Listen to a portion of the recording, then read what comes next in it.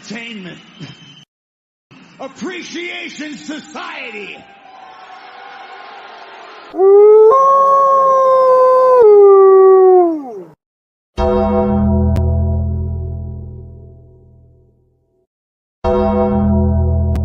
And that's entertainment.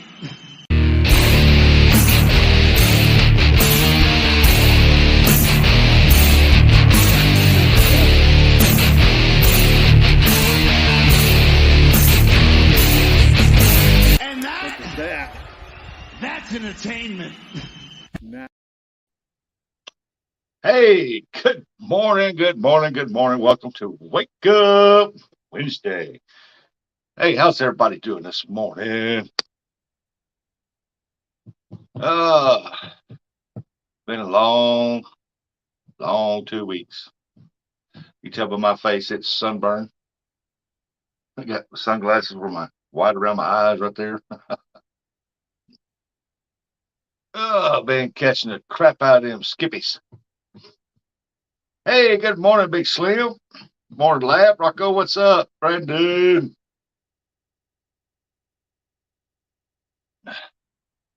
Rocco said, morning, y'all, at work.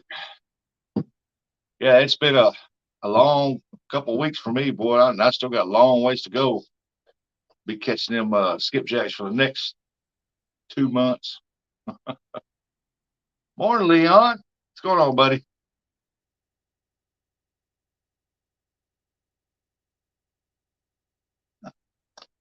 Welcome in to go.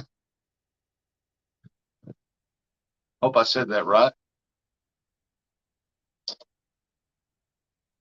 Johnny Small Pepper. Yeah, Johnny. Welcome in, everybody. Oh, I'm going to drop the link down in the chat. See if somebody wants to come up and shoot the breeze. This morning. Hey, there's Indiana Chris. What's going on, Indy? Top of the days to you. JBT said Rustic wakes up looking this sexy. Yeah, right. A lot of coffee. You need to go wash your face, get the sleep out of your eyes, because you're seeing something I'm not.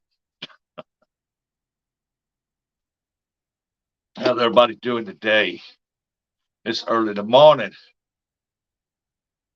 Let me shut this door right because it is. She's got that TV blaring, or somebody does.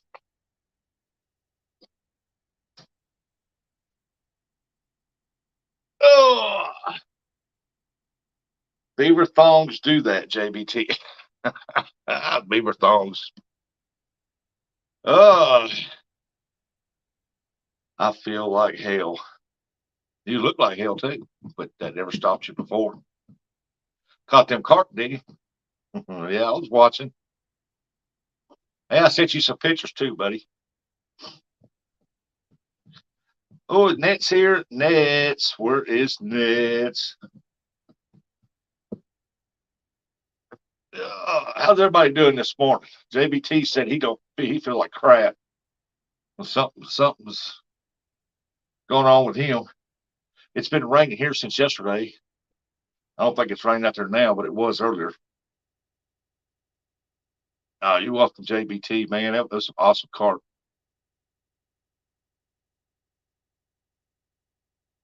I tried to get that one where you got the mouth up there like that. I thought that was pretty cool.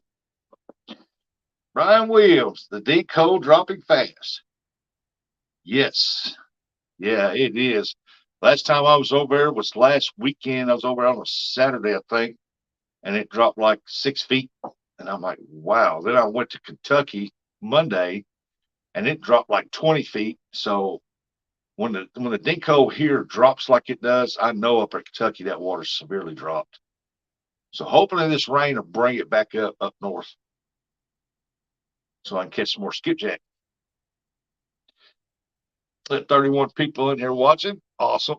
Thank every one of y'all for coming in, hanging out, and drinking some coffee with us, and enjoying this fine, damp, wet morning. Hey, Joy, little Wildcat, little make a love shout out. I did another live last night, into the stream about 2:30 a.m. Went to sleep at 5:30 a.m. Now I'm up. It's because you got that ADHD or ADD or something. I don't know. You just hyper person. Unless you're like me, then you've got insomnia. Little Wildcat. Oh, there's little Miss Emily. Hello, Miss Emily. I didn't. I didn't catch your live stream last night. I think I shut my YouTube down around 2 o'clock in the afternoon, and I didn't even get back on it, man. I cooked supper last night, cooked up some pork steaks and stuff like that, and I just watched TV. Hey, look at there. We got 45 awesome people watching. A lot of people in there watching. Awesome. Joy. Stop it. I was in Joy too, TV's live a while ago, and she was sticking her tongue out.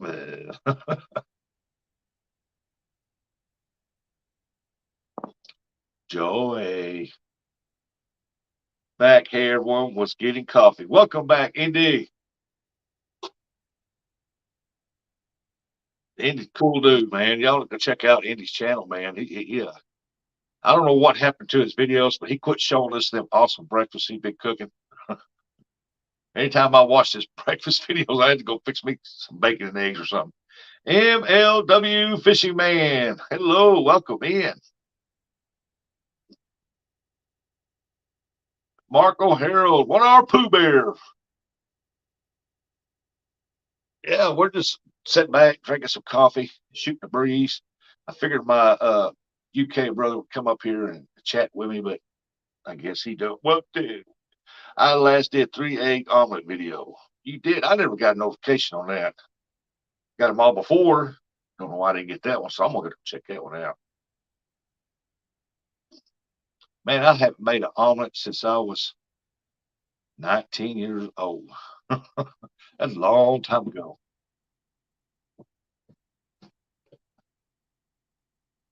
Three egg omelets. I love omelets, especially if you got good cheese in it. Some good bell peppers, some ham, or some bacon, or whatever kind of sausage you want to put in there, whatever you want to do. Man, throw little onions in it. Get it going on. So, is everybody having a good morning so far? I hope you are. I got me some new jigs here. I'm going to try out. Get the glare down. The Road Runners, Black and Chartreuse. I'm gonna try a couple of them out up there from Skipjack because Skipjack love that chartreuse color sometimes, but they really love that little flashy. Man, if they see that flash, they think it's a bait fish. They gone. I mean, I fish for red and white jigs, crappie jigs all the time. That's my number one go-to for skipjack, and I catch them 2 or 3 at a time, sometimes 4. I mean, I just love fishing with the things. Then you smell that good old almond green chili. Oh, yummy. I don't know about that. JBT said I need some breakfast burritos. Hey, Star, what's going on, Star? There's my buddy Star. I was feeding my rabbits. Awesome. Rocco said, hey, everyone, I'm just at work tuning in. That's awesome. Does the sunlight affect the color choice? When they're real thick and they're heavy, no, you could throw a gold hook out there and probably catch them. Now when the water's dark and murky, I like to use like a dark red with a white tail because they want a little bit brighter so they can see to that murk. And black and pink does real good in murky water because it looks like the black forms up going through there, and then they'll go up and hit. But hey, Nets, I know you're working, Nets. You work too hard. I used to use those red, white little crappie jigs when I was a kid. I used to do real good with them back when my late had crappie when I was a youngster. You still are a youngster. What are you saying when you was a youngster? 95% don't know what green chili is. I do. Hey, there's Any Fin is possible. Hey, y'all go check out Any Fin now because him and his little boy out there, ripping them up. They got a quest going on. They're catching lots of good fish, any kind of fish, fish that I haven't seen before, and something about some kind of chum, creek chum, or something like that. Hey, Rustic. Hey, there's Mr. Paul Boyd. How you doing, Paul? What was I saying? Oh, I just use red and white crappie jig. That's my number one. That's what I use all the time. I got one pole set up with 6 or 7 jigs on it, and that is what I throw 98% of the time. Now, I will throw something with a couple of jigs on it with a Foley spoon and catch them like that, but here lately that hasn't been working. So, hey, Double J. So I've been just, hey, Ruby, I've just been sticking with the red and whites, and man, I got a big chest type deep freeze out there, and it was packed full of them. But here lately, the water's been dropping, so when I go up there, when that water gets lower up there and they got the turbines on, that water is really forcefully pushing down through there, so it makes it tougher to keep your jigs and where they need to be at a certain pace, but you still catch them up there. But you really got to know how to finesse and work in things to catch the multitude of fish that you want. I mean, if you just throw out there and reel in, throw out there and reel in, you'll catch some every once in a while. If you just, you'll catch them every once in a while. But that with the way that water is, hey, Dali, way that water changes all the time up there, uh, the speed, the turbulence of it, you've got to change your techniques constantly. I mean, and that's why they call me the skipjack king because I can pull them out of there. And it also helps when you got 2 or 3 locals that's a good friend of yours that lives up there, and they give you advice. They show you how to do things, and they talk to you. And then I've got their phone numbers, and they call me and said, "Hey, they're biting over Barkley. Hey, they're biting over at Somerset or something, whatever that is." And then they're hitting up here in Kentucky right now, and so I just want to go.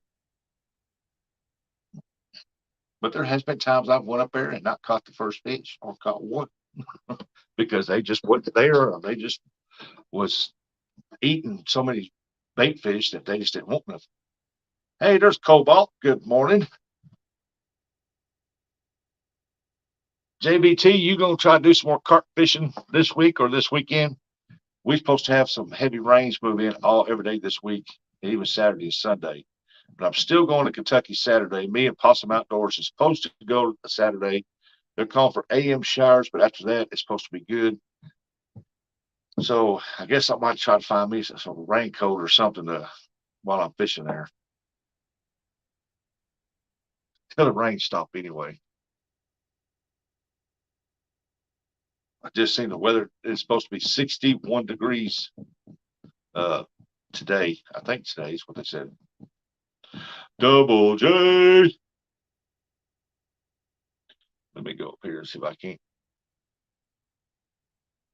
copy that. Go there. Comment. That's that right there. Bam. There you go, Double J. If you don't come up, hang out. Spring rains. Yeah, and spring's not even declared officially yet here. And we got trees are budding out, putting leaves on. Everything's turning green. This a week solid of 20-degree weather at night and low 40s to 50s and 30s this past week has really put a hurt on these trees. I think they jumped the gun a little bit too quick, but Mother Nature knows best, I guess. No more than I do. I know a lot of people are planting their onions, potatoes, cabbage, and some other stuff for the other spring till. So they're getting that in the ground. I know some people have planted some potatoes a little early. They came up and the frost got them and killed every one of them. March 20th, first day of spring on calendar. Wow, I didn't know that. I got to get me another calendar. Haven't found one yet. Oh, look at there. Sis Rose just went live. Okay, just got home. I'll be up in a few. All right. That's awesome. Don't forget to bring coffee.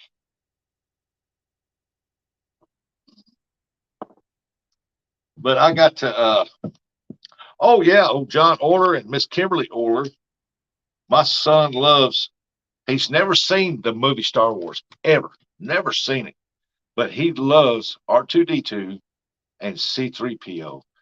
And John Kimberly Orler sent this to him, and he loves this little thing. I mean, and that wasn't that awesome? We was talking about one night that how he loves these these two, this one R2D2, and hey, SoFlo, good morning. And they had this right here because they buy storage units every now and then, and this was in one of them, so they sent that to him, and he plays this thing when he comes here, and he really likes that little dude. I got to get me one of them little, little stands that they put the ceramic dolls on, that they put in there like that. It sets up. I got to get one of those for him. He can stand up on his own, but he's real, real easy to flip over. What's up? What's up? SoFlo. No man, if y'all ain't checked out each other's channels in here, please do so, because there's a lot of awesome channels in here. And as everybody knows, I try to share out as many as I can when I can. And I've always been a huge supporter of the smaller channels, because a lot of the smaller channels get overlooked, and that's not fair, because they catch big fish too. They catch all kinds of fish. It's like, Russ, did I tell you I'm officially retired? Nope, you sure didn't.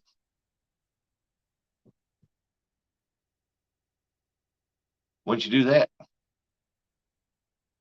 Spring starts in, SS starts in May. Oh, okay. So school starts in May. Awesome.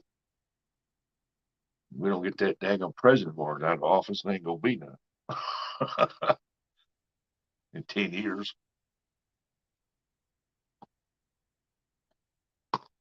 But anyway, March 2nd, I was approved. That's awesome, man. Awesome. That is so awesome. Happy for you, buddy. Hey, Fresno. Morning, brother.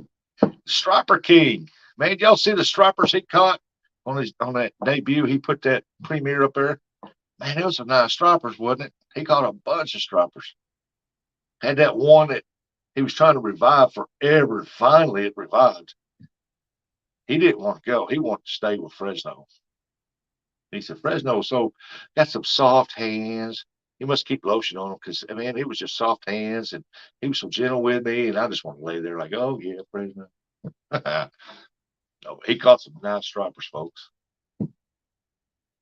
And then he dropped a video where he caught a bullhead with a white belly. That's not seen too often. That means he's got some really clean water right there. Not much muddy bottoms, mostly sandy. And because bullheads are normally yellow bellies, and that's why they call them mud cats also. But that one there had a white belly on it, and it was a pretty, one of the prettiest bullheads I've seen in a long time.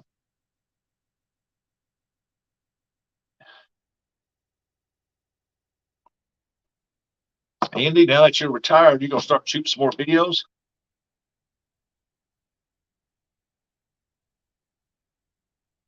And for all y'all out there that likes the home base CB radio, stuff like that, he's the man to go to. Indiana Chris. Yeah, I know you said you had your limit. What's the limit out there? Is the limit only 2? What's the limit on the amount and the length limit on them out there?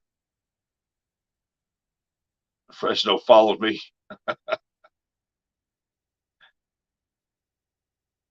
Hey, there's Mr. John Parker, real time catfishing.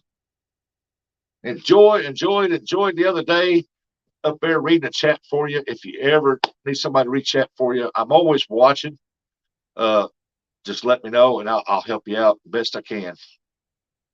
2 stripers over 18 inches. Well, I'm going to tell you right now, them stripers looked over 18 inches. They were 2 good-sized stripers. That makes some good eating right there. Big Slim. Now, I'm still trying to get a hold of Dave Bozarth, and get his address to send him those stickers he's won. He's not an easy fellow to find. Yep, if y'all don't mind, please type some caps so Mr. Parker can read your chat better. Man, I wish I had some strippers. Nah, you're saying strippers. I know what you're doing. I know there's strippers out there. That's I don't know. I don't know if there'll be any strippers in that or not. Strippers use like a little bit of current moving water and stuff. There's got to be strippers in it. Them things are all over the United States. Hey, Bear Miller, cheers all. Stay lit and have a great day, all. How you been, Bear? Yeah, Fresno. That's exactly what he meant. Yeah, I know. That's what I was thinking too.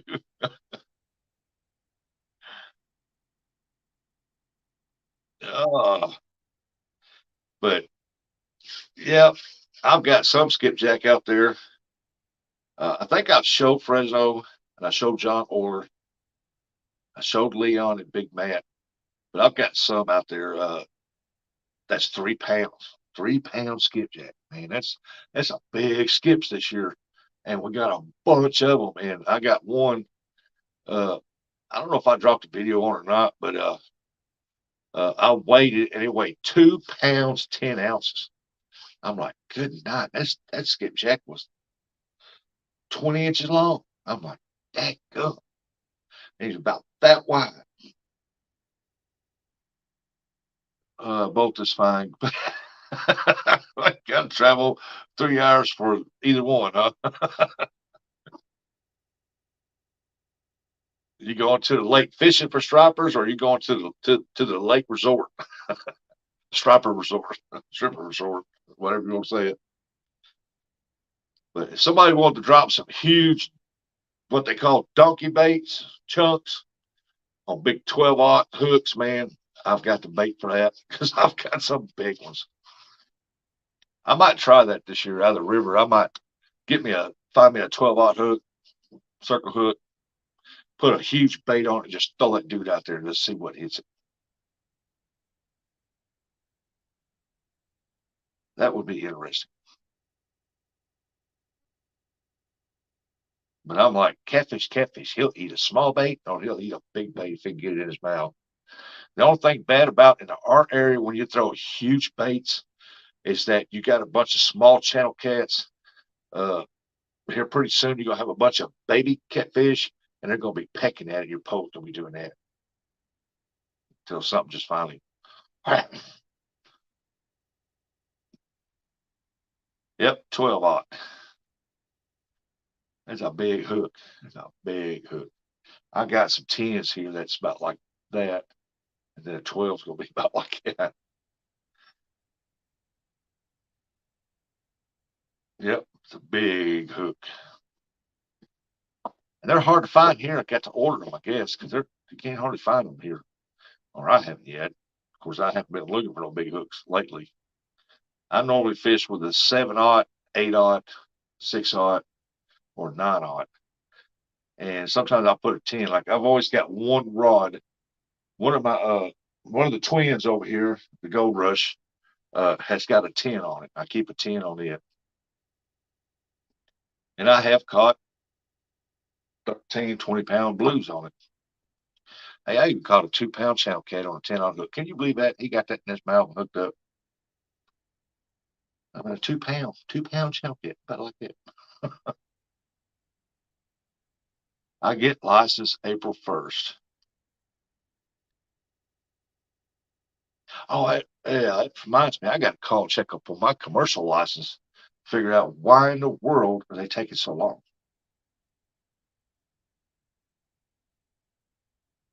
I ain't never had to wait this long for my commercial license. 37 with trout stamp. Our fishing licenses are $12, but they charge you for different species of fish. You got to buy the stamps, like a trout stamp's 14. A trout stamp 14, but regular fishing license 12.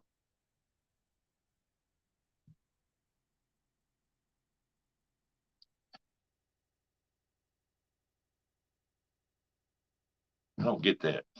Something weird about that.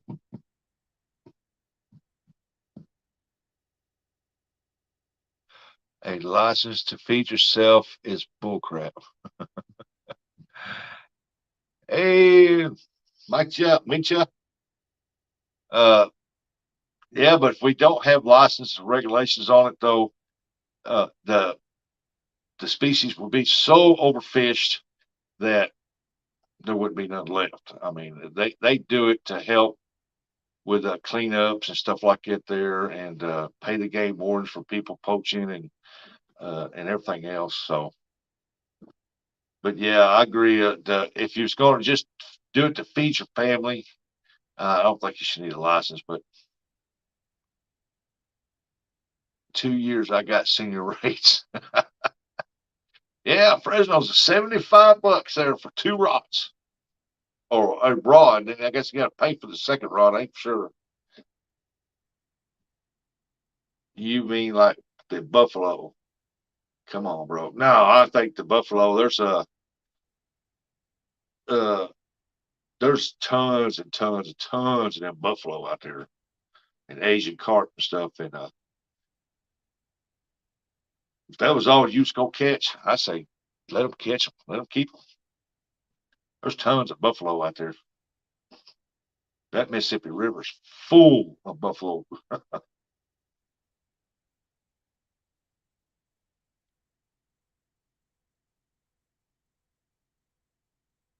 Keep paying the fines. Yep, that's why uh I get my commercial license. I follow to the T. I got my hunter's education done so I can hopefully hunt legally in Colorado now. I must got to get my tag license for what I want to go for. Yeah, we got to have that here too. I tried getting them to went to a meeting a few years back, and I tried to get them to every year move the year up. I mean, the years are going on, so they got it set back to 1967, I think it is. You've got to have, you got to be hunter certified, and I'm like, I missed about 1 year, or the 1968. I can't remember. Anyway, I fall 1 year short of it and not being able to take it, but I mean, it's a good class. It's good. I want to bow hunt a turkey this year. That's my goal. I tried that bow hunting turkeys one time. Hey, Carol. So good morning, Rustic Love. Buffalo burgers are, yep, buffalo burgers are real good if they're cooked right. Little Ridge Farm. Howdy, howdy, howdy. So now I've got to pay for another one. Randall, what's going on, Randall? He's got to pay for another one. What did that Rocco say? But dang, already paid almost 60 for my fishing and double poles already. Yeah, some places it's high.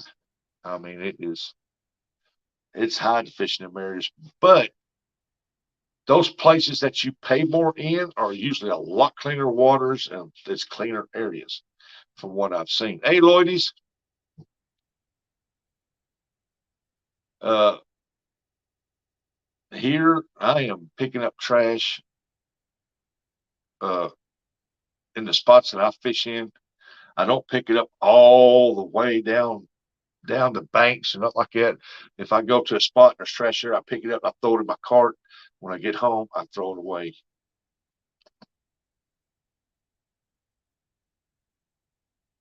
Now the beer cans I don't pick up because if they accidentally just do pull you over and they set up beer cans in there, they get you for open containers. So what I do, I pile the beer cans up in one spot and they're always gone because somebody's gonna pick them up because they turn them in for money.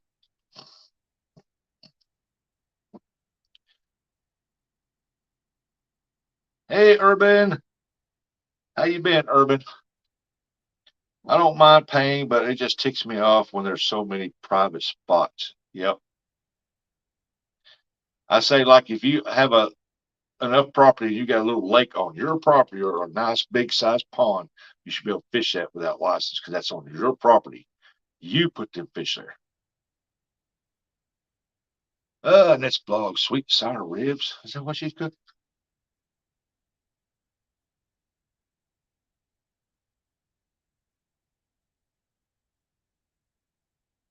Randall Rhino. Yeah, uh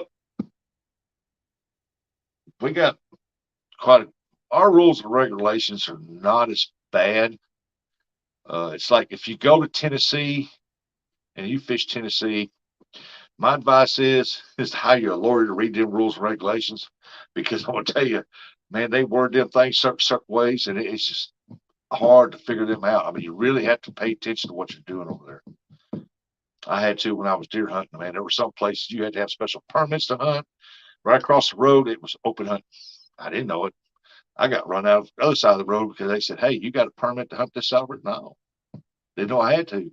Of course, I was new over there. I just moved over there, so they let me go. And they told me that I needed to hunt over there, which is fine with me because I wind up shooting a 10-point buck an hour later.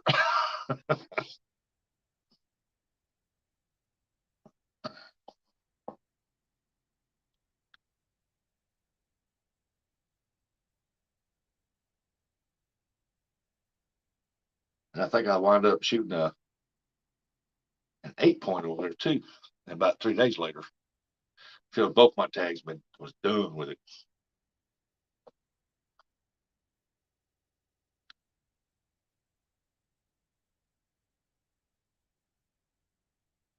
Because I was on the other side of the road hunting, I didn't see nothing.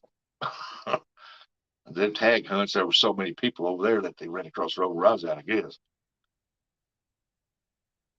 I do know that's where the 10-point come from because uh, it came from that direction, right across that highway, that blacktop they had run through the woods, and it came from that direction.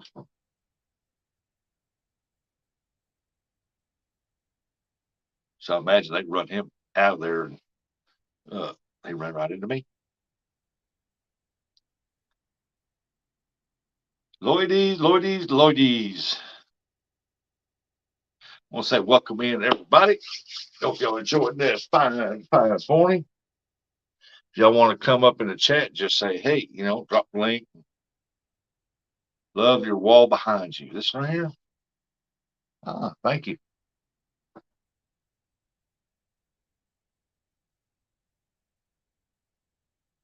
I got a few stuff over here hanging. It's some Brad Caudell's drifting weights right there, dragon weights. Got a bilge pump hanging over there. A new one for the boat in case I need one. So I always tell people, always carry a extra bilge pump in your boat.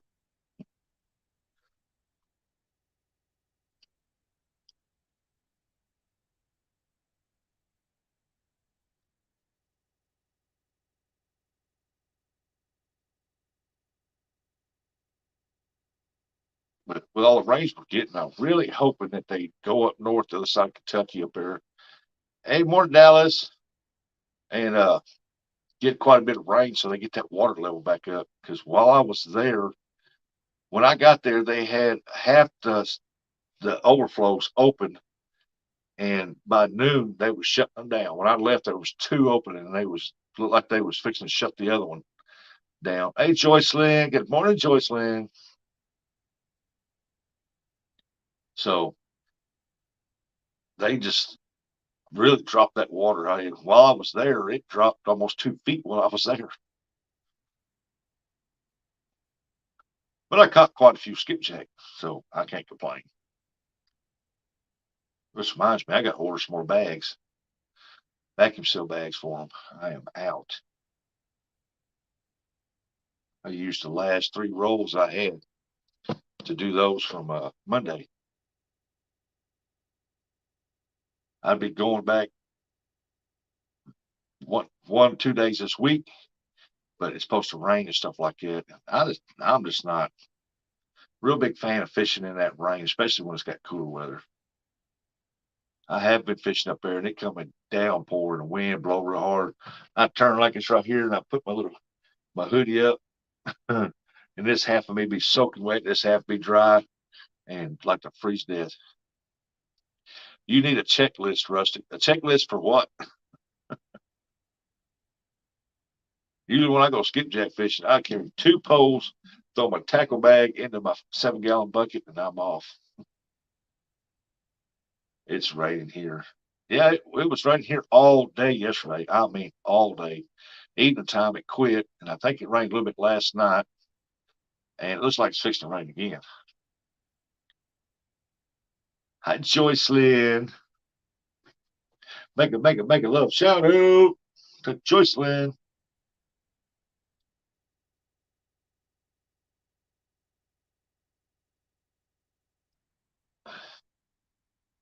Commercial license, 12-aught hooks, etc. Vacuum. Oh yeah, yeah. Yeah, I know what you're talking about now because I got so many things I've got to do. Well, I ain't looking for no 12-aught hooks right now because I'm not. If I go uh, catfishing anytime during this skipjack runs for the next 2 months, it's because I'm wore out from constantly working that pole, throwing out, working that pole, throwing out, working that pole, and uh, I'm telling you, uh, it is it will wear you out. And plus, walking, you carry a 7-gallon bucket full of skipjack, which it gets to about 60 to 70 pounds of weight in it, and you're going straight upstairs like this, way up there. Oh, it just wears you out. Hey, Joycelyn, 137.50. Thank you so much, Joycelyn. Thank you so much. I appreciate that. Love it. You are awesome, Joycelyn. If y'all haven't seen or been to Joycelyn's vlog, uh, y'all go do so. She is an awesome lady. She's a huge supporter of channels and stuff, and just make sure y'all subscribe to her and leave good comments on her videos. She is awesome, awesome, awesome lady. Indiana Chris said, cloudy at 41 here.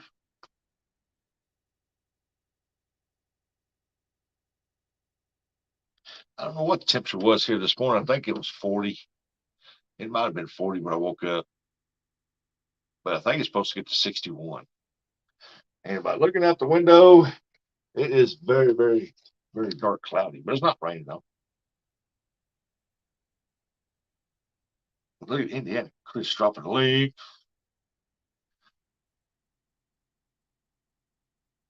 Yeah, Joycelyn, you awesome. You're awesome. You rock.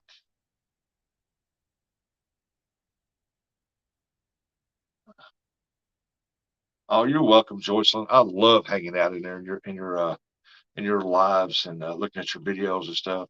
I love it. Oh, it's Joycelyn's. This is that's Joycelyn's link. Awesome. Thank you, Chris. But yeah, man, I don't know what y'all's plans are for this weekend.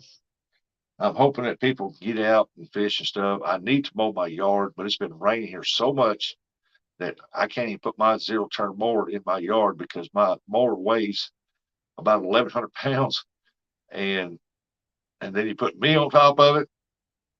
And I don't want to cut ruts in my yard because if anybody's ever operated a 0-turn mower, that thing will beat you to death. Go across the yard if it's got little dimples in it. Go across there.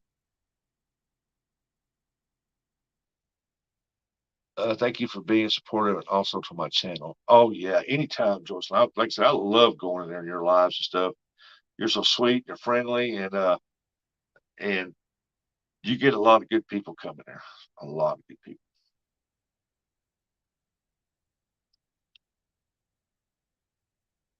I watched her lives when she was live.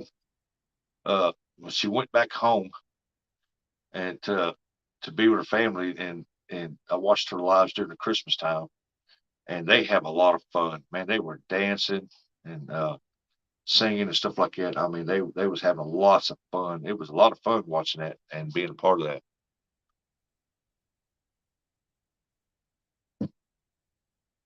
Oh, Joyce says, shout out everyone. But yeah, we got a.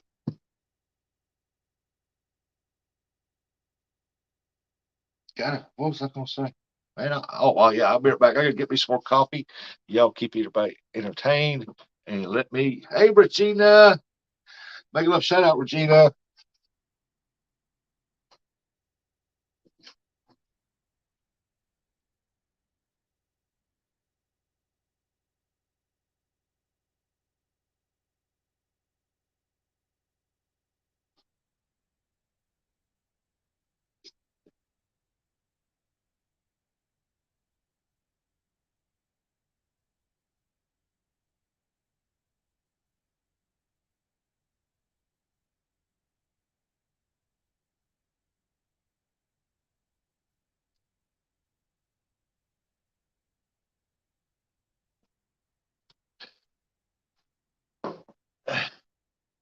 Oh, thank you, Regina, for sharing me out. Thank you so much. Another Regina Sharp is another awesome channel supporter. She has awesome, great lives. Got lots of good people in there too, and that's the Regina's, Joycelyn, and Helen's. That's the three main ones that I go into most of the time, and because they are so friendly, so supportive, and they introduce you to some great people, some good people that'll come in and support you and hang out, watch your videos, and talk to you.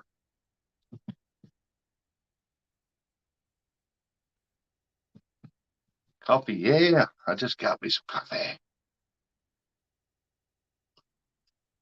Oh, Catfish in Fresno. What'd he say? He said, had to go buy a cup all out of coffee here. Uh-oh. Coffee and donut day here. I got some donuts in there too, but I try to cut sweets out of my diets, stuff like that, out of my food source because I've been losing weight, trying to get back down to my fishing weight.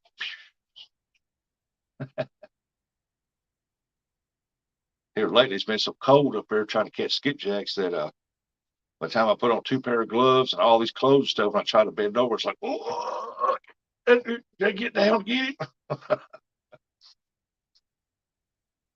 Hey, pretty cat. Thumbs up from Regina Shops community. Welcome in, pretty cat. I would give you a jacket, but I cannot do that from my phone. I don't know how.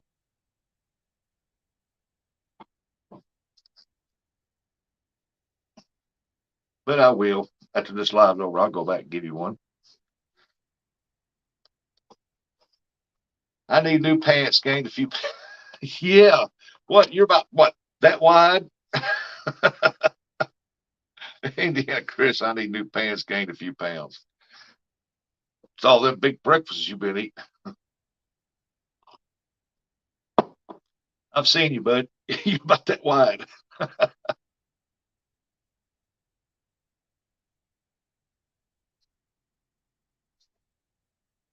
Now, I've been working out and eating more meat and vegetables, uh, laying off the sweets and stuff. So, uh,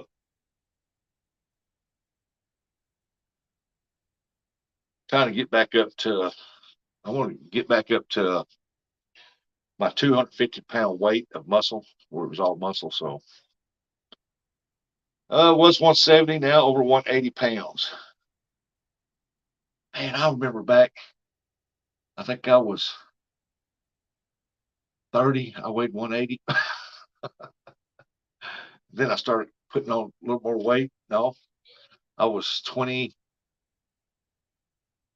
years old when I weighed that.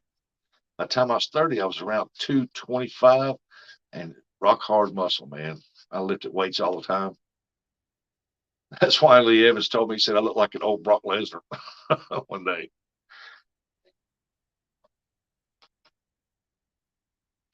Fresno says, she's Curtis, Chris, I put on pounds easy and very hard to get rid of. That's because you're eating all them goat tacos, man. Goat burgers or something. Send you a goat, you eat it. Like goat tacos. Fresno, I'm supposed to mow your yard for you. I want to get this fishing pole. It's called the Ugly Fishing Pole. Carol said, I want to get this fishing pole. It's called the Ugly Fishing Pole. Where can we find a picture of that at? The Ugly Fishing Pole. I don't care if it's ugly, beautiful, big, crooked, as long as it catch fish.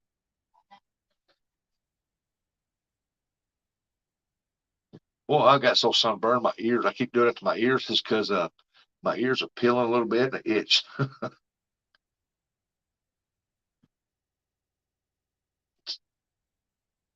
Lee, never heard of that guy. Yeah, me neither. I just heard that somewhere.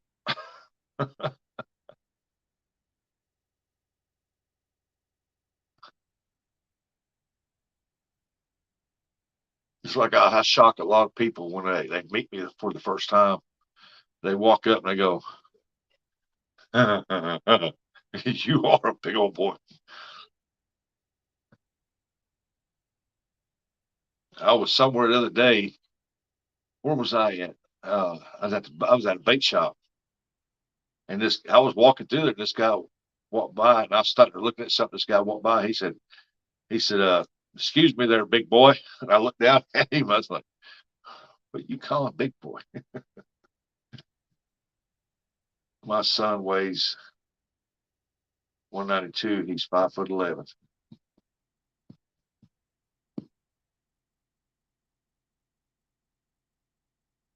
Oh, a 16-year-old son, Chris Wade. He's 5'11", weighs up like two. I got it. Yeah, Dallas. Dallas is the one where Indiana Chris is this wide. Dallas is like that. He's got to put rocks in his pockets to hold him down. Slight breeze just pick him up, take him over there.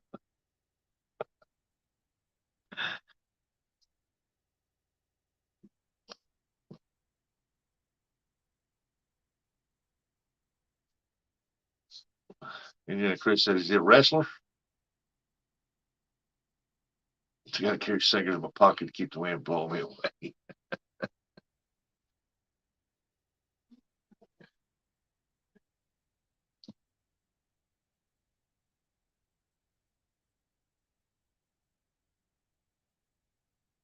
I know I've got to do something. You know how you take a water balloon that's real skinny, try to put water in it, go, that's me.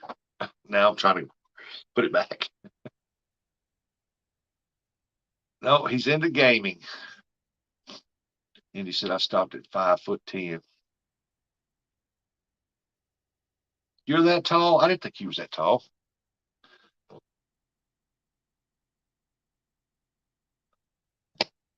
You almost got there 6 foot, didn't you?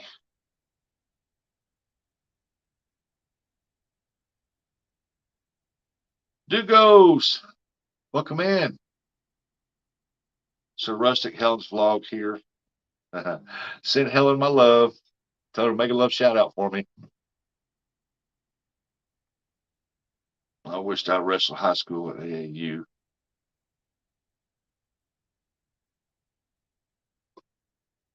I don't know if I wanted to be a wrestler back in school. I had a buddy of mine. He went under Jack Diamond. He wrestled up Memphis Wrestling, where all the WWE superstars and WCW superstars came from. Uh, that was their background to bring them wrestlers there, let them wrestle for a couple of years, and move them up. Unless they was really good at what they done, then they moved up quick. He wrestled up there for a year, and I lifted weights with him all the time, and a couple more bodybuilders. And he was big. Oh, he big. He was 6'6". I was 6'5", and and we lifted weights like there wasn't no tomorrow. And I was skinny when I started. Then they started putting, give me certain, said, drink this, drink that, eat these foods here, high protein stuff. And I started doing that. I shot up 250 pounds. And man, I walked, I was like this. I couldn't get my arms down hardly. My body was beat out like that. I was like, oh man, I was a big old boy back then.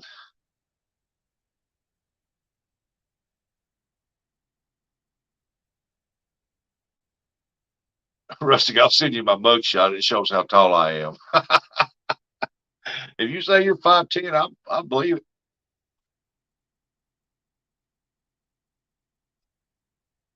That's why I like when people come into my lives because most of them, about all of them, go tell the truth.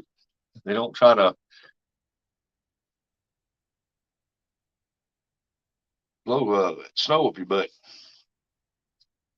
I'll send him a mugshot. Shows it.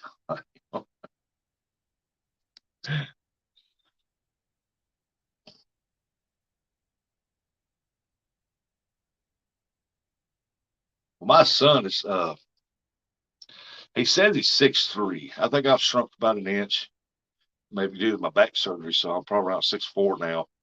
Uh he said he's 6'3", and I'm taller than he is. And boy, he's a big guy. I mean, he's got big arms, big chest. He worked out with weights all the time too when he got out of high school. Matter of fact, he took all my steel weights, my Olympic weight bench and everything to his place because I quit using that stuff.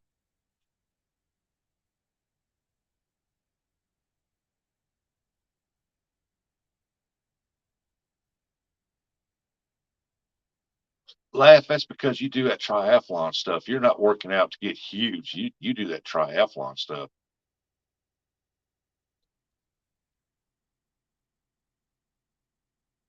So you're toned, you're fitted up. You've got muscles where most of us don't even know we had them in them spots.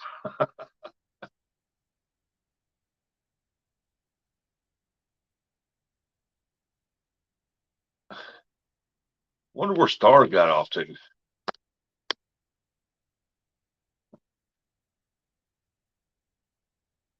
Most are surprised when they see my arms and stuff. Yep.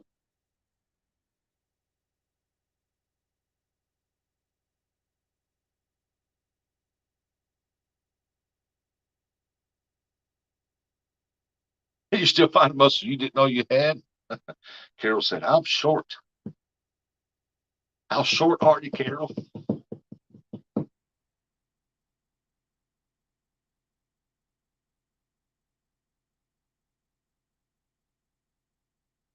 I said, when I'm over there catching them skipjack, buddy, carrying that big 7-gallon bucket packed full of skipjacks, you start cutting across up and down them rocks, and like it's right here going uphill, then you reach them steps and just steps straight up. I'm telling you, you'll the next day you're going like, God, man, I didn't know that muscle existed. I can't hardly move. 5'1". Means I'm about that much taller than you.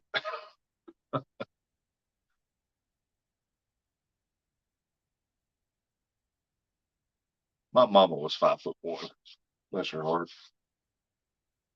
Get out of that hole you're standing in, Carol.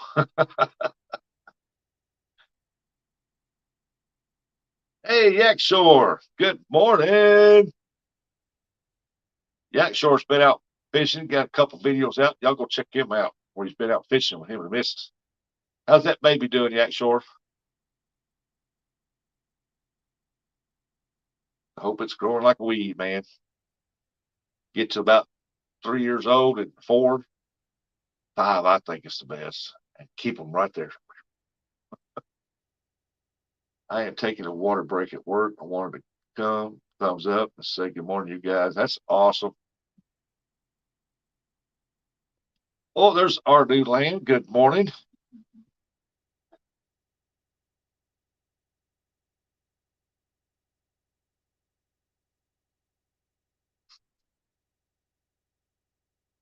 Oh, welcome in everybody watching. See, like everybody wants to chat. They don't want to come up and show their glorious face. They still getting their coffee on and they're not woke up yet. So they're over like, well, I ain't going up there. I ain't woke up yet. Hey, there's Drunken Chef. Good morning. Y'all want to talk about a great channel, man? Drunken Chef Barbecue. Y'all go check his channel out. I know a bunch of you know him, and you go over there and you subscribe to him. But if you're not, check him out because, man, this dude cook. He's good.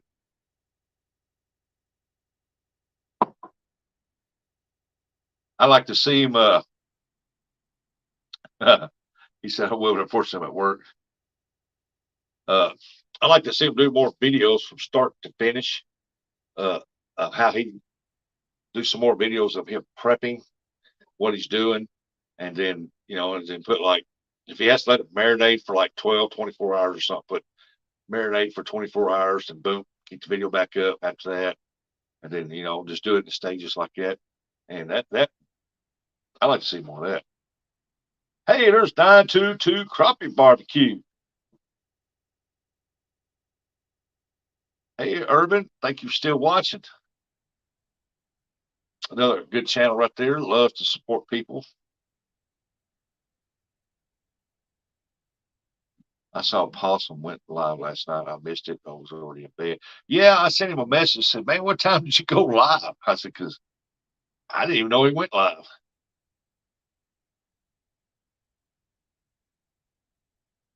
I think y'all gonna be seeing a lot more fishing coming from me and him because he's got he said, will do. I appreciate the feedback. Oh yeah, because I seen you cooking and stuff like that, and I know you got some, but I would like to see more of a lot of people would, from how to prepare your seasonings, how you do it, your rubs and all that stuff, and stuff like that, step by step. Because even I go on YouTube, and when I'm cooking a certain deal or smoking or barbecue or something like that, I always look on the YouTube channels and see what they use, how they do it, how long they do it, how hot they do it, they put it, and all kinds of stuff. And I'm telling you, when it comes out great. Zach sure said, all right, I got to get back to work. All right, buddy, don't work too hard. Well, thank you so much for coming in, hanging out with us.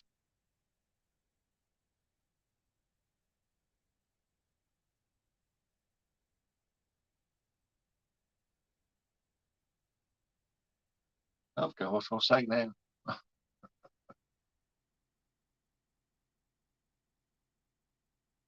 I done forgot. I guess I ain't had enough coffee this morning.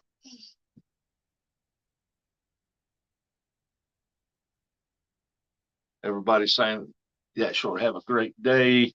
Yeah,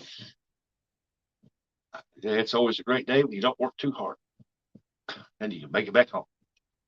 But y'all go check it out. He's got 2 videos dropped here recently. Him out there fishing. Go check him out. He's another one that's underrated, uh, overlooked as a fisherman. And I'm telling you, he can catch fish. He's caught some good ones. I've seen them. And he likes to carp fish too. And he's caught some nice carp. I mean, some nice ones.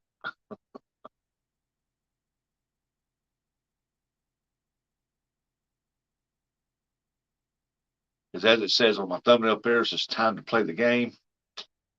Right there. I love playing the game. Love playing the game.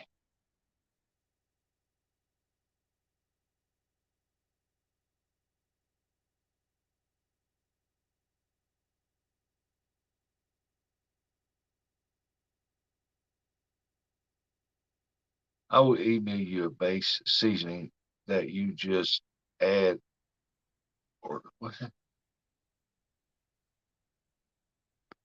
I will email you a base seasoning that you just add or subtract whatever you want. Huh. That'd be cool. Outdoorsrustic@gmail.com. There you go. And I'm always up for some great seasonings on the pork and the steaks and stuff like that. Man, that's something. Chicken, do it all. Like a big old chuck of roast or something to put in there. Let that dude uh, turn on that rotisserie smoker. Ooh, boy, a goodie. Ribs, rib eyes. He might use them on crappie. I put certain seasons on my crappie when I cook them. Andy, thank you so much for dropping the links, buddy.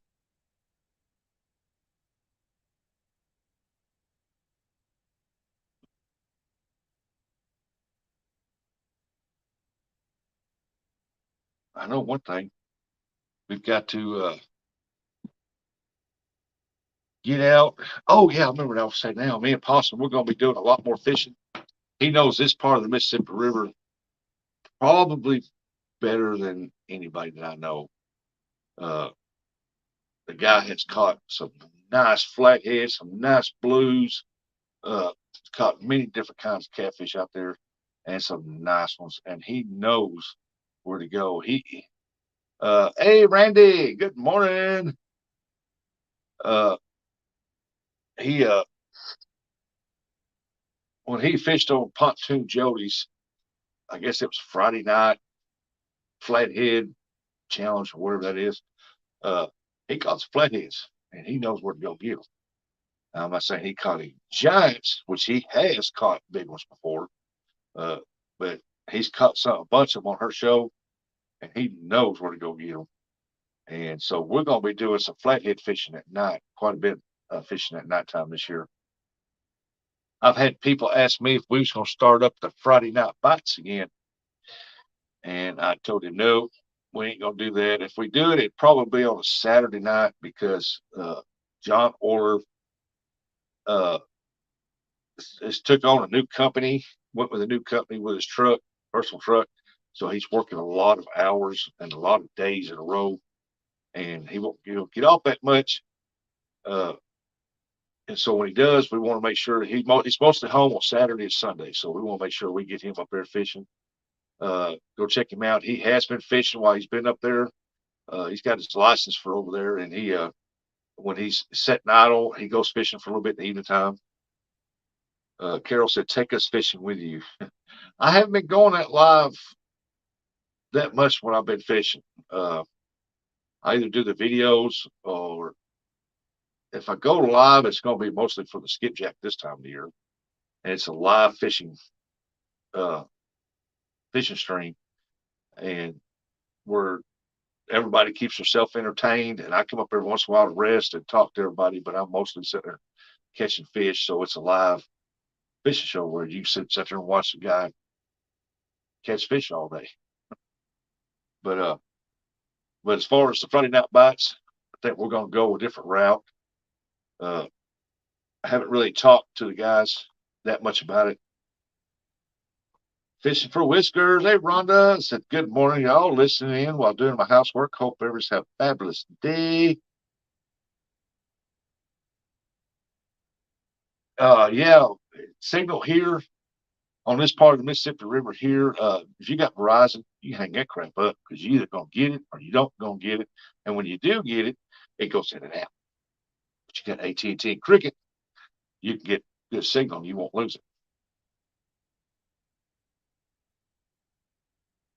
Yep, Fishing for Whisker. She is awesome. She supports a lot of channels, and she's just an awesome lady. She's offered to help me out many times, and most time when I need it, she ain't there, and when I don't need it, she's there. Because everybody's got schedules are different, and when it all comes together, we're all together. But most time we all doing our own thing. But she will help you if you need help up on your panel, or whatever you need help. She will be the first to holler, "Hey, I can help you out." I have Assurance Wireless government phone. Oh, didn't know that. Drunken Chef fish tacos. Never had a fish taco in my life. But anyway, back to what I'm saying.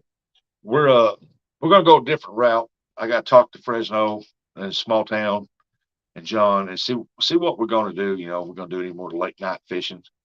We're going to figure something out because Fresno, he likes fishing at night. He's been doing a lot of it at nighttime. And Small Town likes the night fishing. John does too, and I do too. I've got back in. I used to do it years ago, but I've got back in it last year. Thanks to John Order, he sent me that Context Light, and it's helped me out a lot. And I really enjoyed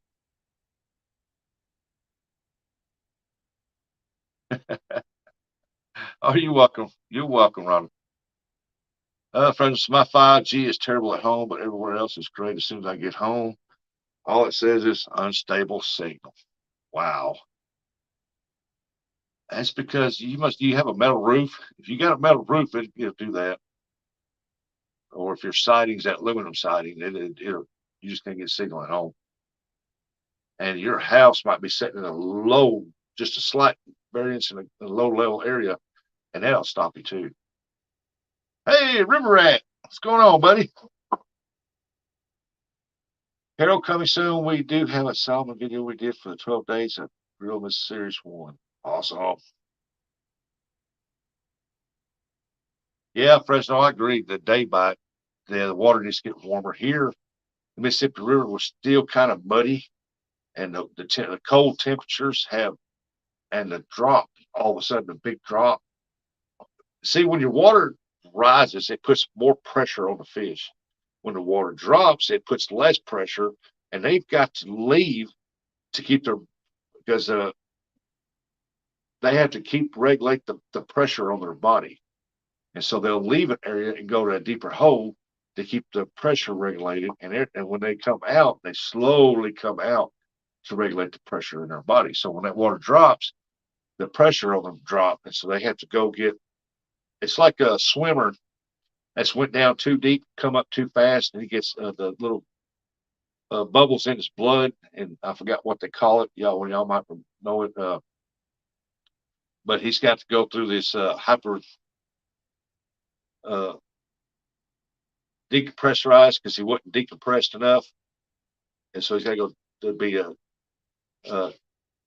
decompressed in a machine for several hours to get the blood right.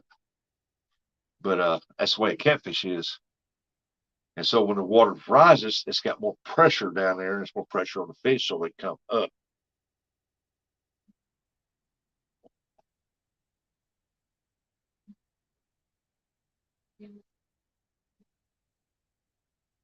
And then that's when you start finding them out there on the little shallower spots and stuff like that. But once they get regulated, the water temperature gets right, man, the fishing's gonna be good.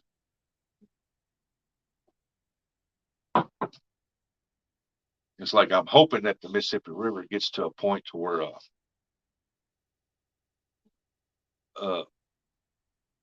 it clears up a little bit. 'Cause right now, the undertow is real trashy and it's still muddy real bad. Uh, and over there in the dink hole where I fish at, the water, if it gets up high enough to where at a certain point where it runs even with the bank that I fish off right there, the bigger catfish will move in because the pressure on the water is regulating their body until their body's a lot better. But once that water starts dropping, you're gonna catch small channel cats over there. That's why we call it Pinko. Because most of the time it's low. And right now the stripers are running over there. You can catch a bunch of stripers over right now. I told John on the phone we was watching. I was on the phone with John ordering. We was watching Fresno's premiere and typing in there too. And I told John, I said, "Boy, I'd like to see Fresno come up here during our striper run, get a hold of some of these 20-pound stripers, especially up in Kentucky, man. When that stripers are running, them guys are pulling out 20-plus-pound stripers up there." I had to go get brave to make one. Make what, video? Yep, we got white bass, hybrids, stripers, not too many smallmouths. I mean, it's just you have to go over this part. You have to go to a place to find the smallmouths. But we got largemouth. We have hybrid largemouths.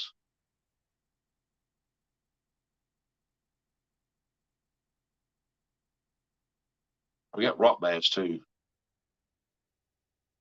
I think the biggest rock bass, black rock bass I ever caught was 14 inches.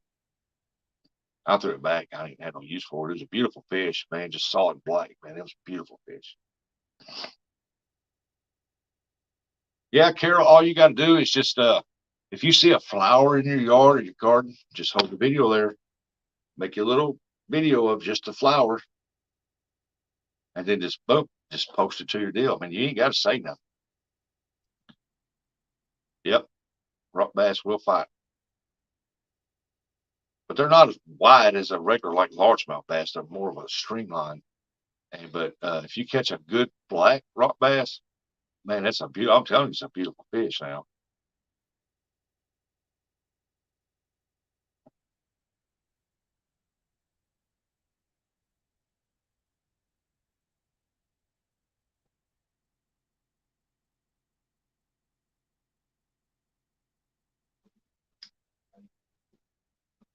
What's that? Fresno said, "Yeah, that'd be awesome. The California Aqueduct has huge stripers, but I don't like fishing in the wet season. It's muddy and slick, easy to fall in, hard to get out. Get you some spikes on the bottom of your boots."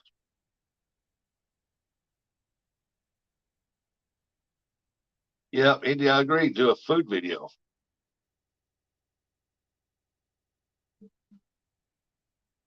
Well, here they over at Kentucky, I have seen some 20+ pound stripers come out of there, and I'm like, wow, that's the biggest. And personally, I witnessing these stripers. That's the first time I've seen them on videos, big ones, but that's the first time I've ever seen them up close and personal.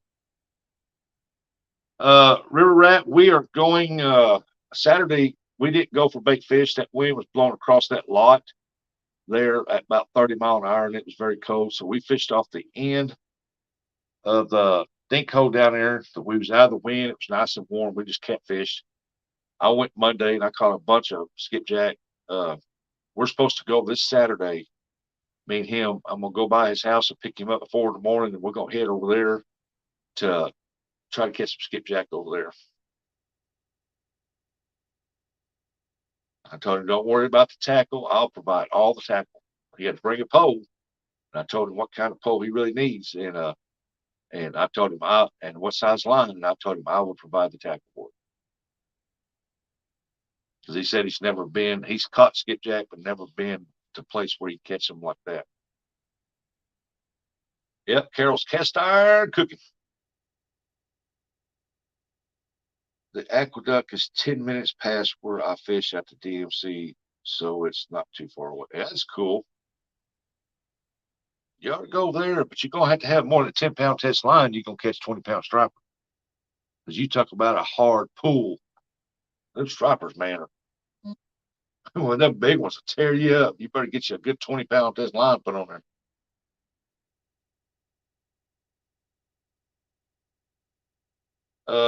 Said also make sure you video it so I can watch. Oh, I'm gonna be set up. I don't know yet if I'll be live or just let the camera run where me and him's just catching and uh and do some videos on it. Because anything over there on them rocks, man, you can make bloopers off your reels. Uh, Anything can happen when you're walking around on them rocks. I was sitting on a rock, all comfortable stuff. I went to stand up, stretch my back, my legs, and I leaned too forward, and I was took down the water. I went my foot, and I'd come back out. I thought, oh, I almost went in there.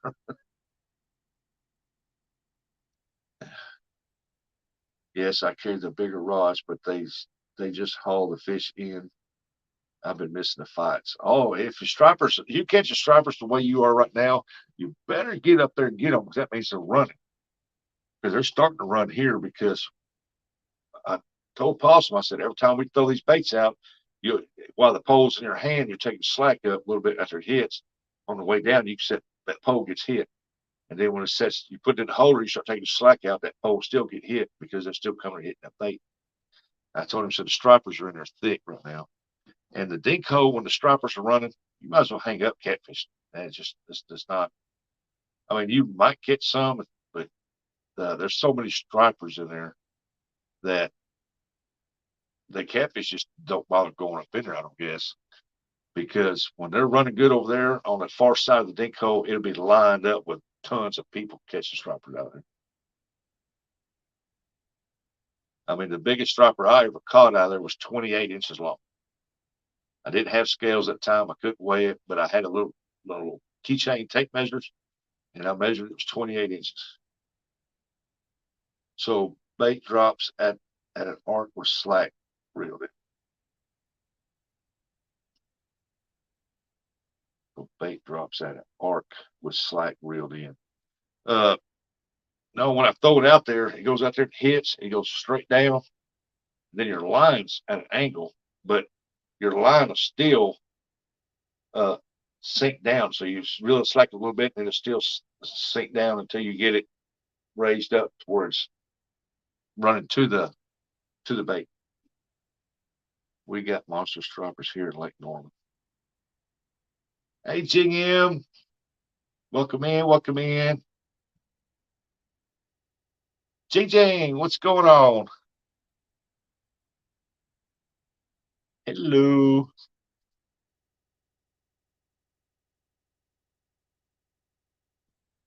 Oh, yeah, but it's fun. I might do some videos on catching some of them stripers over. I was thinking about that. How would y'all like to see do some videos on catching some stripers over there?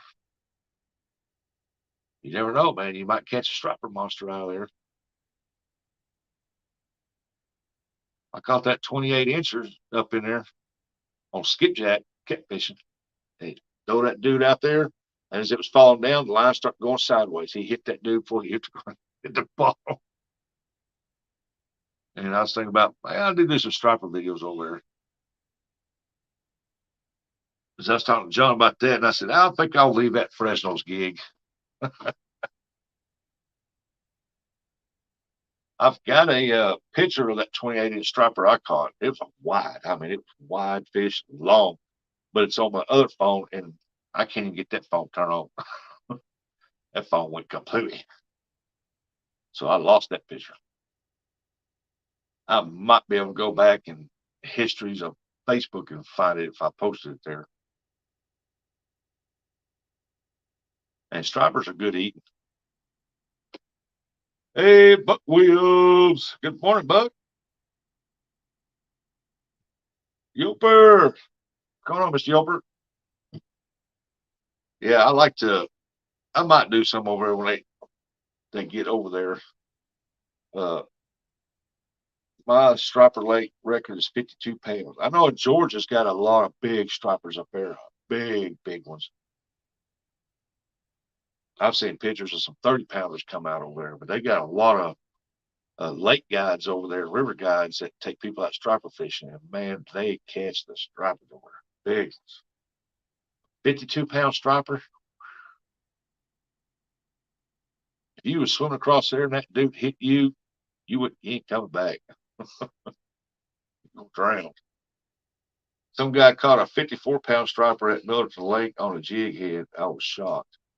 Hey, stripers opportunity fish, man. They're feeders, man. They hit anything that move if they're hungry.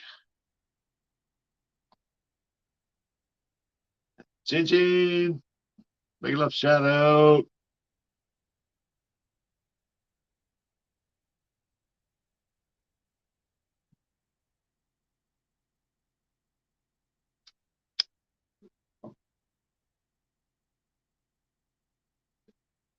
Where'd Leon go? Leon done lit. Some guy caught 50. Man, I can only imagine what a 50-pound striper would look like. I've never even seen a picture of a striper that big. Yes, Carol, you can eat them stripers. Yeah. Most normally we want the smaller fish because they taste better. If the fish has been in the water for a long time and it's muddy, if it's clear water, I guess it's all right. If the bigger they are, but when it's like the Mississippi River, where it's real muddy, you want the 2-3 pound, pound and a half, pound fish. Anything bigger than that has what we call a mud streak in it, and it's got like a little bit bittery taste to it. PB striper, 28 pounds at Lake Cumberland. Wow. I would have to pedal my kayak. Get you a trolling motor on that kayak, man. Then you won't have to pedal.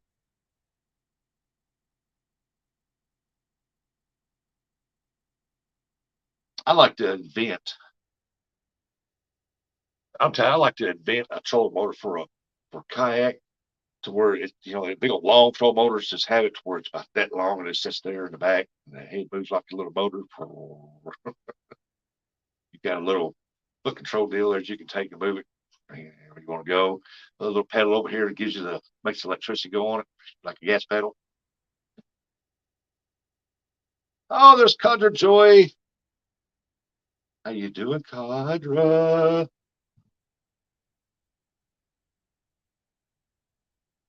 Smaller ones like the Fresno Cadra. Yeah, now that's good eating right there. 15-inch, 14-inch. It's like with a crappie. I like keeping crappie between 10 and 12 inches. Anything over that, that's just showing big crappies. I throw them back. Uh, but 10 to 12 inch, I love eating the crappie when they're that size. I mean, they are goody. How you doing, Contra? Contra. Make a love shout out. Even Indy saying good morning, Contra. Uh, I just, but there's more to life than just fishing. Like I posted a video of my grandkids, and then I got ridiculed about that. Said, how come you didn't put the youngest baby on there? How come you didn't put your son on there? I ain't got no pictures of them. They wanted me to redo that video. I love my kids, my grandbabies. I love my grandbabies now. I'll put them over fishing any day. 350 for the one that goes to my kayak plus need battery and need to get it tagged. If I put trolling motor, not the budget. No, if I put a trolling motor on, not in the budget for a while. You got to tag it. Oh, that's right. You live in California. You got to tag everything over there.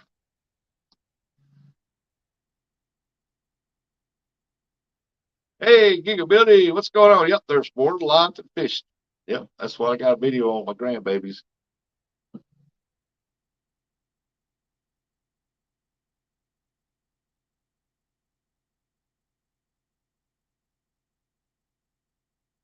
I don't go live fishing that often anymore. I do every great once in a while. Uh, I think that people would get after a while seeing your face all the time, they'd get sick of it. So I don't go live that often. It's like that one day I was over and I caught them 16 catfish, them 15 big blues, and that 5 pound channel cat over there.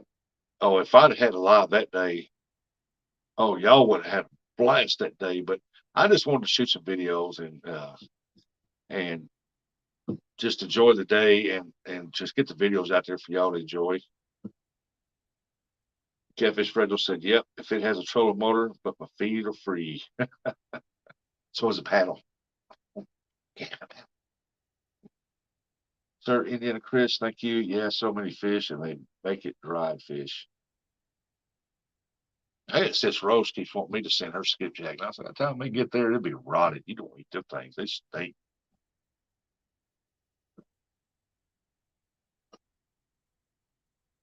I mean, they just bad.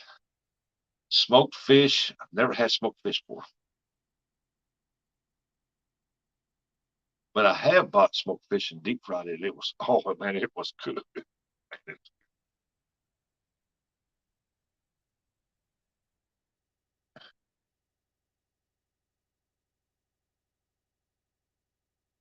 All right, I gotta go get me some more coffee. Andy, keep them entertained.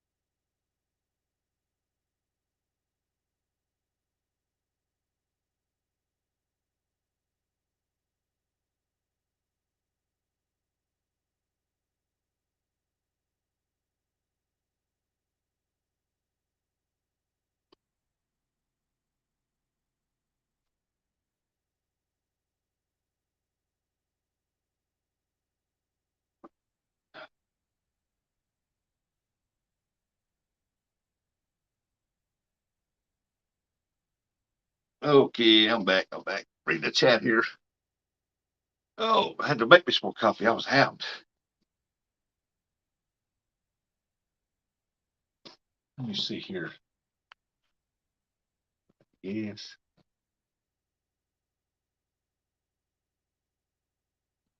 Has anybody seen or heard from Uncle Don, Don R, or Off the Res Catfish Hunter? Well, what's going on?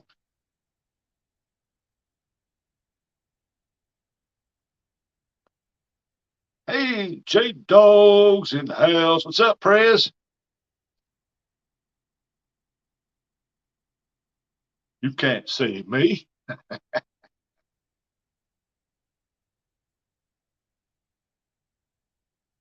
Weather warms up pretty good, and his waters.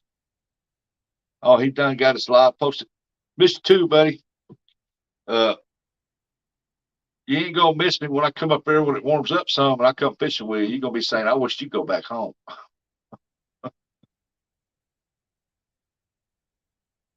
Mr. International. Yeah, that's smart.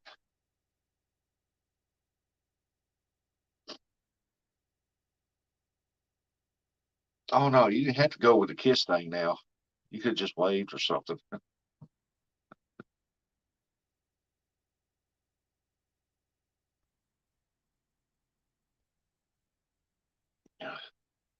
How is J Dog this morning? Hope your back's doing good. I know about the back pains.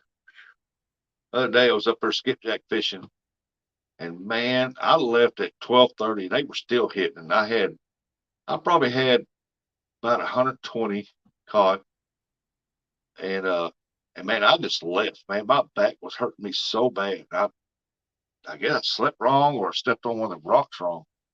But man, I was hurt so bad. I had to leave. I was like, I can't. I was hurt so bad. I can't sit down or stand up. I got to get out of here. I think it might have pulled something whenever I was carrying that 7-gallon bucket full of fish up them rocks, and I was off balance for there for a minute because I was walking on top of some little. When the water was up, it left a little trash up to the rocks there, and I was just firm. But so many people walked across and broke it up. That I stepped down into a hole, and I think I might have pulled something. I don't know. Yeah, he's got his live posted. Good deal. Thanks, Andy, for finding that. Uh, but them back problems, man, they ain't no joke. I'm telling you. I've had them for so long that I can look at somebody knowing they got something really wrong with their back. And I'm like, oh, yeah, they have it. Adventures of the Philippine American couple. Welcome, welcome, welcome in. Good morning. Shoot, we were going to hold hands, feed each other better cheddars, and catch catfish. I don't know about better cheddars. I don't eat them too often. He loves got to make some breakfast. See y'all later, alligator. All right, Carol. Thanks for coming in, Carol. We appreciate it. The conversation. Uh, appreciate you being here. You're always welcome to come in. Uh, I'll go back and make you a mod. I got a couple more I got to make mods in here. Give them a uh, give them a jacket so they stay warm because we still have cool weather gonna come in again.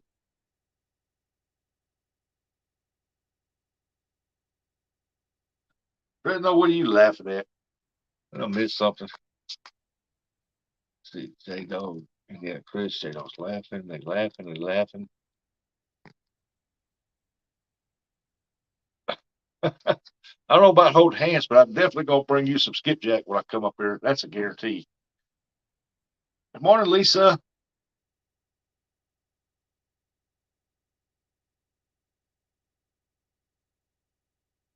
Definitely gonna bring you some skipjack up there. Rustic, if there's any leaks you won't drop, let me know. You know, Sharina's keeping it real. It's got that carp tournament coming. I think it's Sharina. Uh, I like to get that one dropped because uh, I don't know what happened to their bass tournament deal, the 18th, but something happened to it. But she got, I think her and JBT's got something going on with some kind of carp tournament deal. Hey, 351, what's going on?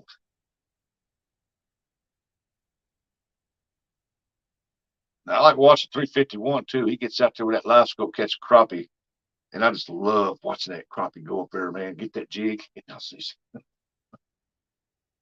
I'm going to have to start going live again. Been stuck at 762 for a while. Well, there you go. Andy, drop J Dog's link, please. Y'all ain't got J Dog's Go Fish, go check him out because he is a good guy. He likes to have fun on his lives and stuff. And he catches fish. He's got to go check his video. He got some big ones under his belt. I'm telling you. I think it was what they caught 270-pounders, like bam bam. I mean, that was awesome. Him and Tara. Hey, Quiet Man Curtis. Good morning. JBT has a Channel Cat tournament going on also. He does. I haven't seen that one. They had to reschedule because of weather. Okay. I didn't know what was going on. American Couple, thank you so much for doing that. I mean, J Dog, man, when he goes live, he gets a lot of good people in there, and we like to joke around and stuff like that. And he gets some people come up on the panel in the background while he's fishing. He usually has he'll host somebody on his pontoon when they go out fishing, and it's a good show.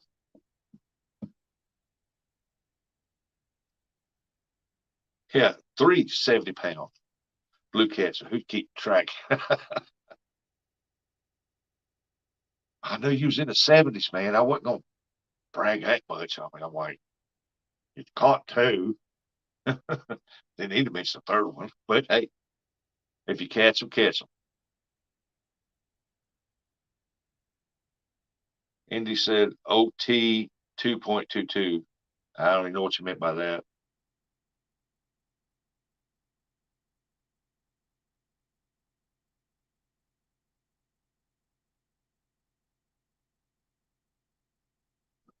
Oh, not 2.22. Still don't know what you mean by 2.22.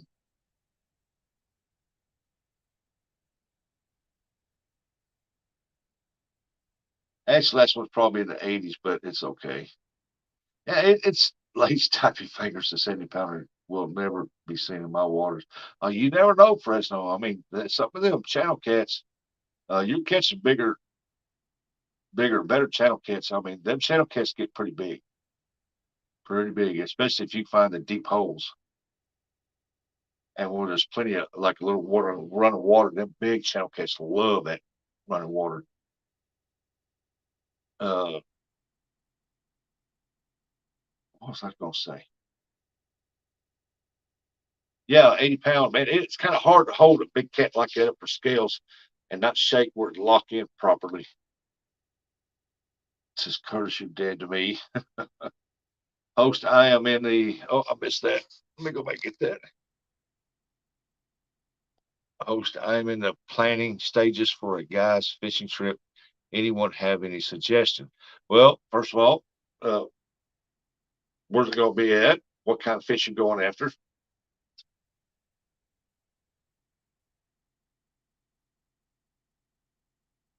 What Curtis say? Curtis had to say something. I must have missed something. Curtis said. Trophy quality J Dog. Yep.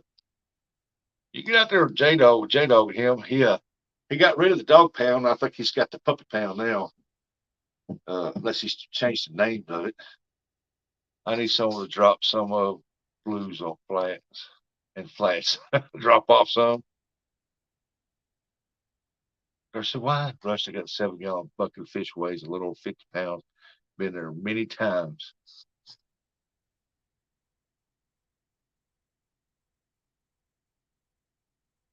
Yep.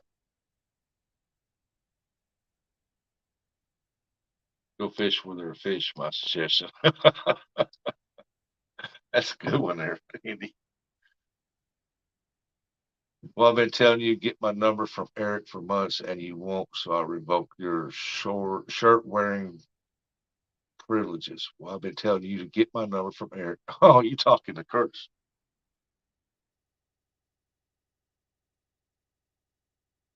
Shirt wearing privileges. That's right. He's got a J Dog shirt on him. Oh, Curtis crying. Don't cry, Curtis.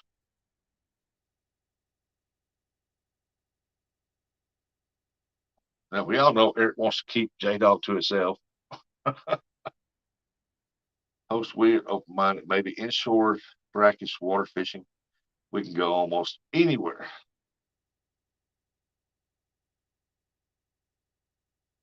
If you're talking about like out in the ocean or the sea fish or something like that, I don't know nothing about that stuff.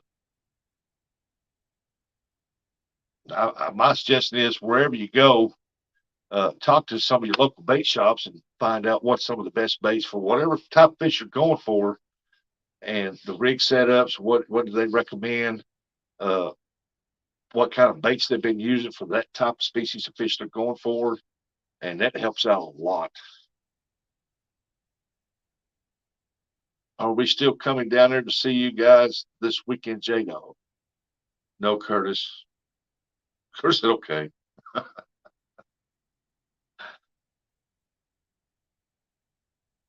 Weather will be horrible. Yeah, it's supposed to be bad this weekend here too. It's supposed to rain.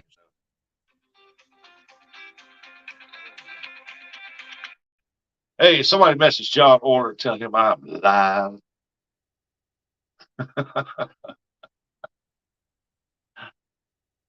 He tried to call me. I had to hang up on him. Weather will be horrible. Yeah, it's supposed to rain here Saturday and Sunday. It's supposed to chance to rain here every day this week.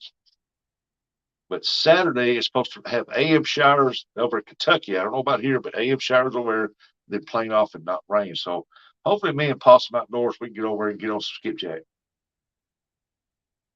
Man, we have a rookie here. Who you talking about? All right, Riverette. Oh, he said, man, we have a rookie here. I'm a rookie. I'm not a rookie to fishing. I've got my share of huge fish. But I am. I just can't seem to do it on video or live. You're not turning your phone off. Wait, with this phone right here, if I put it on Do Not Disturb, it does not disturb anything. I mean, everything goes silent. You see him here talking, but you ain't gonna hear me. Oh, you messaged him? All right, Andy. Appreciate it, buddy. He'll be here in a minute then, probably. I seen where he posted on Facebook where he was fishing yesterday evening. He's been trying to catch fish, but he said the waters have been extremely cold up where he's at. Of course, he lives in the northwest Ohio, but he's been over there working uh, Pennsylvania, northeast Ohio area, and he's been running between New York and Toronto, back and forth, doing all these loads and stuff. But he's been trying to get uh, some fishing in. He ain't caught none yet. He's had a few bites, but the way you have your screen, it looks like you have boobs. I know that's a lion's mouth right there. But we'll go here. We'll change that. Right there, I can hide that. Bam! There we go. Is that better? Hey, backwoods barbarian. Good morning. Indian Chris and hairy boobs, Jay. No, not mine. I ain't got no hair on my chest.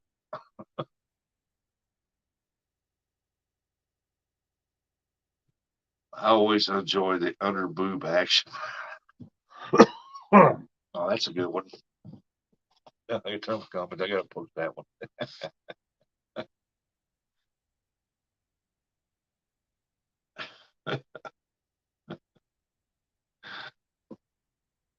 And there's Lisa Elliott. Hello, Lisa. Appreciate y'all coming and hanging out. Oh man, it's uh I figured John Orr will be in here in a few minutes, unless he's driving. He's on the road or something.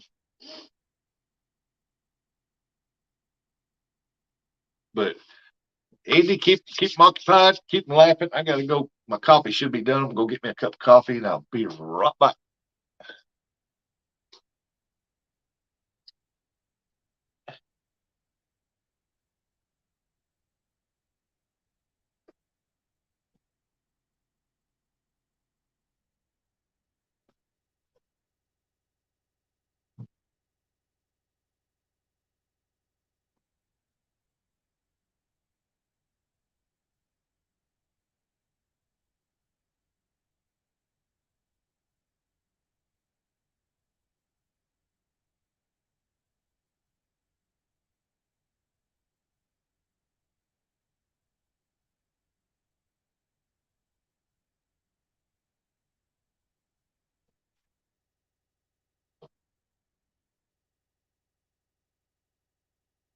I tell y'all what, I miss going getting Uncle Don's coffee deal on Sunday mornings, doing ours.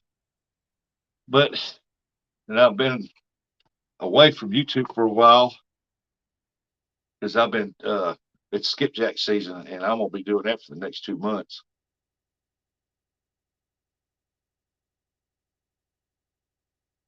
J Dog said, "Okay, well, I guess I'm going to call Eric. At least he likes me. He's keeping you to himself. He ain't giving the phone number to his own brother." J Dog, I need some painter board. You got any we can borrow?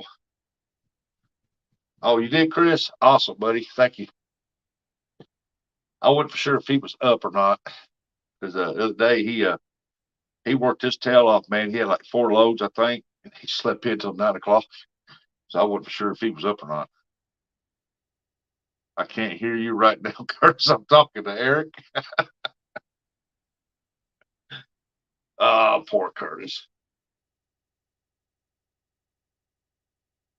Here's Link. Curtis wants to come up. J Dog wants to come up. It don't matter. Somebody wants to come up. I figured Uncle Don being here this morning, but he must be doing something. I'm gonna be so busy catching skipjack. I'm gonna miss a lot of lives, and I try to share out as many people as I can.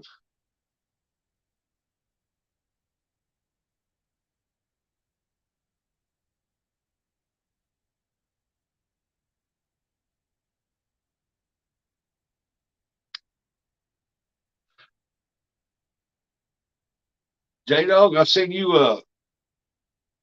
I know you keep an eye on the weather and the radar and stuff like that. When do you plan on going back out fishing? I know you're going to say after it stops raining. When is that day going to be? Uh, Backwoods said, "Same to you, Lisa. Miss seeing you around. I don't get as much time up here to hang out on lives as much between doing my own adventures and work. I just got back an hour ago from being out all night." Was you working, hiking, camping, fishing, partying? Fishing is more important to you too. Yes, especially when you got a bait business and you're trying to sell bait. You got to catch it while you can and stockpile it because they're usually buying it as fast as you get it in. Now I'm stockpiling it because I'm waiting on my commercial license to come in. I've had a harder time getting my commercial license this year than I had in the past 5 years.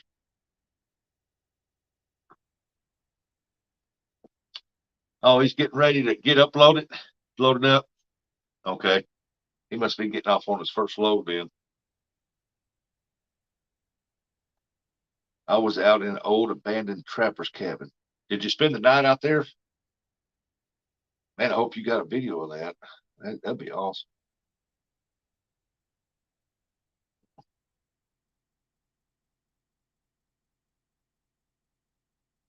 Backwoods Barbarian. Andy, if you would, you drop his link, please.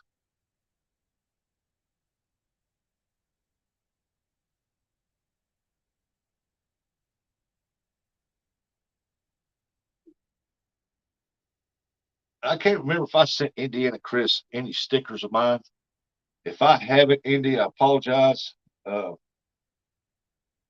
You just email me at outdoorsrustic@gmail.com. Email me your address, and I'll make sure I get you some.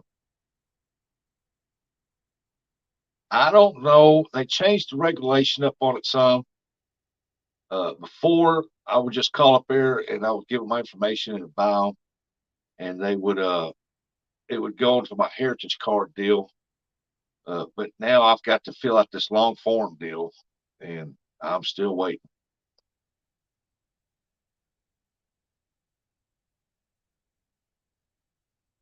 Burns your hand pretty bad too. What are you trying to make a campfire or fire an old stove? Or I'm going to check it out. Yeah, I was. I always read up on my commercial license every year, and this year I called and they said I had to fill this form deal out, so I filled it out, and I'm still waiting.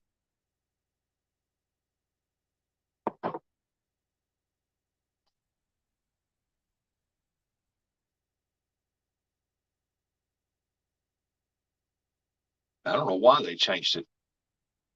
I mean, there's more people that got their commercial license in the state of Missouri this year. That I do know, and a lot of them are going after Asian carp and buffalo. And if they catch a huge catfish in it, they throw it in the bottom of the boat and they cover it up with old carp. Because once a fish gets in that net, if it's in there for a while, it dies. And if a big cat got buried up in a net, you know it's not going to live. I burnt my hand pretty bad. I hope it ain't too bad, buddy. I mean, man.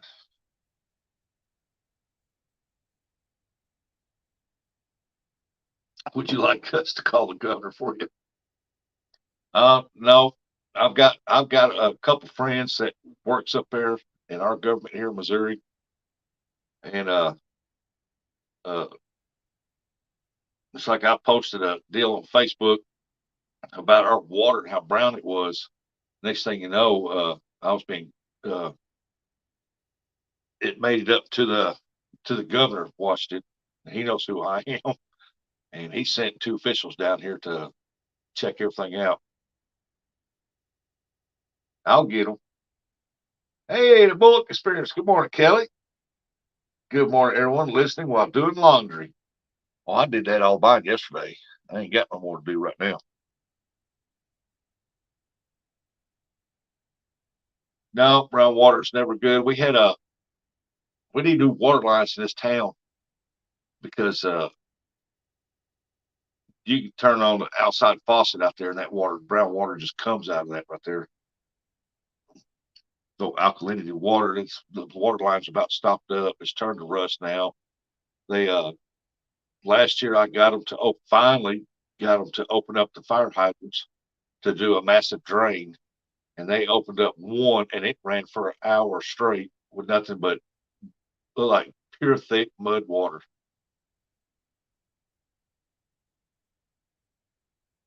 I just got a freshwater commercial license to go with my saltwater lookout kitty cat. There you go, gig. But it was only about an inch and a half wide burn blister after dumping a pan of hot rendered pork fat on. Oh my goodness. Yeah, that would make you feel alive, most definitely. Red ties forced me to get it. Well, the only reason why I've got to have mine, uh, oh, you're welcome. You're welcome, Kelly. Andy, he's got a gaming channel now. Uh, I thought Kelly was blue. I don't know why he's not appearing to be, but he should have been blue. Uh, he's got a gaming channel now, and I watch some of his stuff, and I can only say for sure that it won't be long before he'd be getting into truck driving simulator stuff, and like Troy and hunting and stuff. Hey, Susquehanna State. Yeah, Kelly, if you want to tell everybody what your gaming channel's name is, maybe Indy can find it and do it for. I'd put it in there, but I don't have a computer. What was I talking about? Oh yeah, the only reason why I got my commercial license, I don't run nets at all because I don't want to take a chance even getting a catfish, a big cat or a catfish caught in them nets. Because if you're going after uh, buffalo or Asian carp, and the nets, the catfish have died in nets, and what are you going to do with them? And you have to throw them back in the water. You can't keep them. Uh, you have been gaming longer than Troy has. It's called Gaming Experience with Kelly. There y'all go. Gaming Experience with Kelly. And he said, I seen him drive. Who, Stan? I seen him drive too. Uh, but yeah, the only reason why I got mine is because I have to have them to sell the bait fish to the bait shops. I can sell the individuals, but to sell the bait shops, I have to have a commercial license because that allows me to keep more than our daily limit possessions.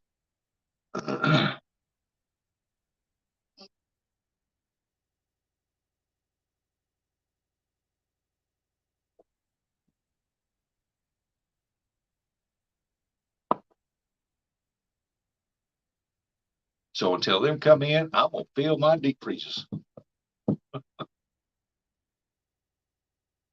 Because our game warden here in Barnes, he knows that I got them, and he knows I'm waiting on my commercial license to come in.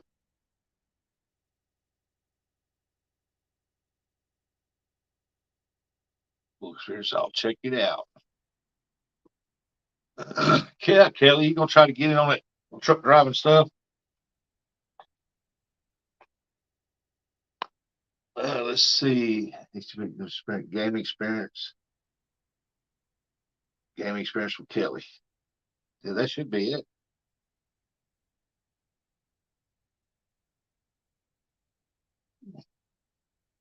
I didn't even know he had a gaming channel until we was on somebody's live. He said he did. Oh, well, I'll go check that out.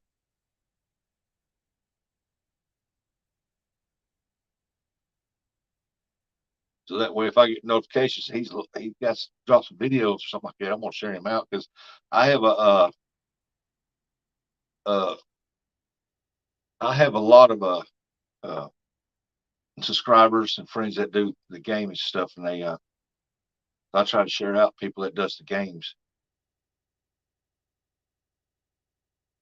Stan said, "I'm looking for people to hunt with." Well, yeah, it'd be kind of hard to do, man, when they find out you start shooting at them. I wonder if that hit him from here. Wow.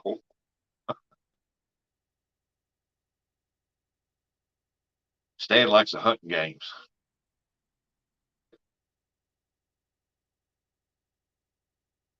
Could you imagine being on a quail hunt or a pheasant hunt with him?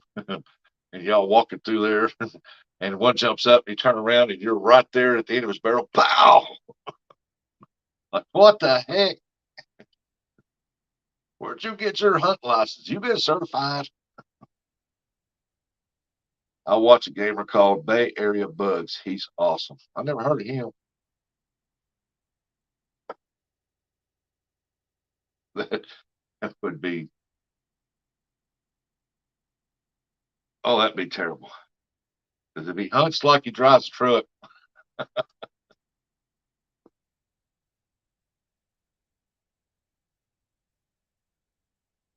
hey, Stan, is your water's froze over there? Are they warming up any?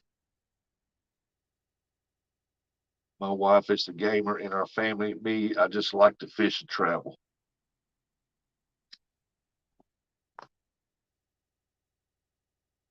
That's what I've been doing the last 2, 3 years. Since I'm a professional driver at Polecat 324, I'm a professional driver. Stan's a speeder. uh, I've been traveling the last 2 years, 3 years, going fishing places. I fished with several YouTubers uh, in South Carolina, Chattanooga, Georgia. Uh, I plan on doing a lot more over in Kentucky. Uh, I want to go up there and fish with Big Mike and check his waters out. I've never been up that way. Stan said it was in the 50s. Ice was gone a while ago. Gigability said, Rustic, you and everybody have a good afternoon. I got to go get a new cable. I missed that one. New cable box. This one took a dump. Oh, man. All right, Gigability. Hope you get that fixed. I appreciate you coming in, buddy. I still got a month of drilling holes to be able to fish. It's almost the end of March, and we just got 50 centimeters of snow. Good night. You can keep that up there.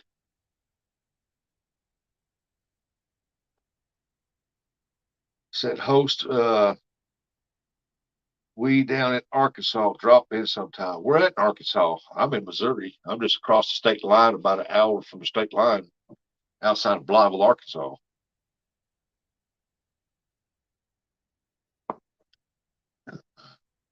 Yeah, appreciate you coming in, Gig. Like I said, I hope you can get that fixed.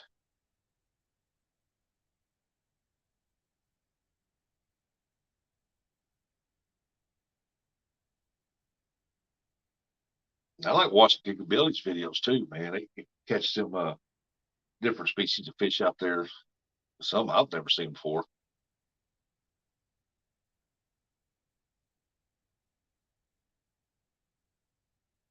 I wonder where in Arkansas you're at.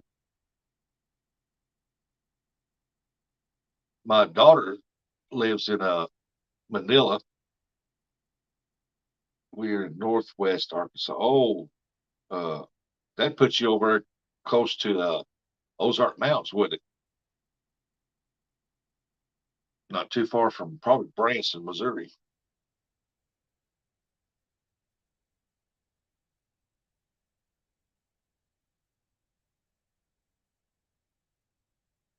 Oh, that reminds me too. I'll be going. Uh, I will be going live fishing if I get signal from the Lake of the Ozarks. I think that's what it is.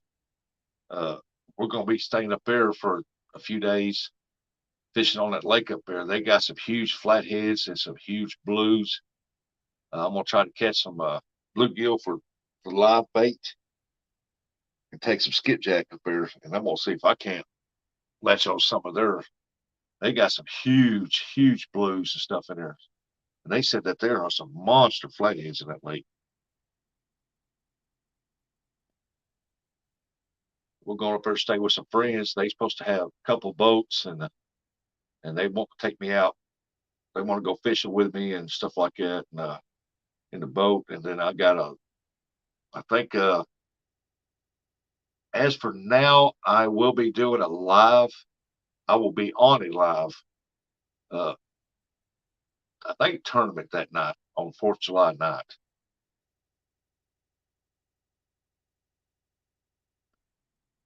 1.5 hours south of Branson. Yes, Beaver Lake, White River. 1.5 hours south of Branson. Oh, you were close to that, to the state line too. Hey, there's Ernie Brown. What are you doing, Ernie? Nearly any newer computer can run games, and you just need to add a few upgrades to play on high settings. I'm going on 2 hours. Got quite a few people in, so it'd be a little while longer. Other than that, I don't know.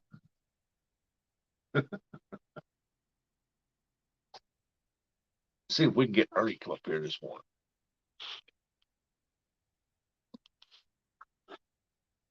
Yeah, y'all go check out downtown Ernie Brown. He does some good live morning shows, drinking coffee and stuff. Hello, all the chat out on phone outside listening. Lugs on the caddy.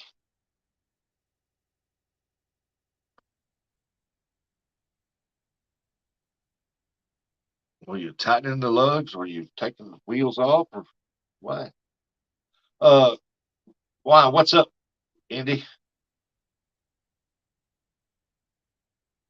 Uh, Host, we also spent a lot of time in Florida, Alabama, and the Philippines. I don't go that much. They're wanting to go. They was wanting to go to the Keys down in Florida, and I was going to fish down there. Hey, welcome back, Kelly. Uh, but I think them plans changed this year. But my goal and my plan this year is that I want to go up to Ohio, fish with John Orr Outdoorsman, and I want to go up there and fish with J Dog's Gone Fishing. I think it's going to be a hoot to go up there and fish with J Dog. Hey, small engines, good morning. Welcome in, welcome in. Hey, is NJ fishing?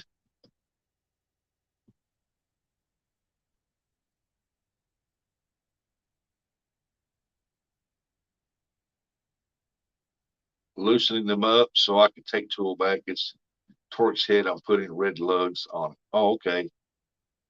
Yeah, that thing's got some weird lugs on there. Well, if you loosen them up, I hope you tighten them back down. Unless you're scrapping that old caddy out or something.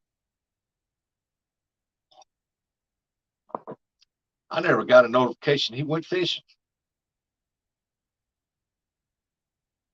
But that's my plans. I want to go to Ohio to fish with John Orr Outdoorsman, and I want to go up there this year, take 2 trips. I want to fish with J Dog, uh, get out on the puppy pound, and go fishing with him and Mason.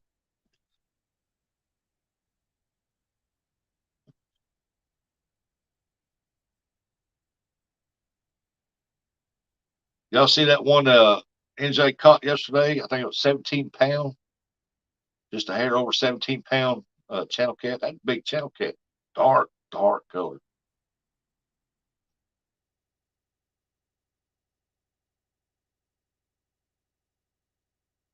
Tinkerbell vlog. Look what I got here. I ain't gonna tell what she's got.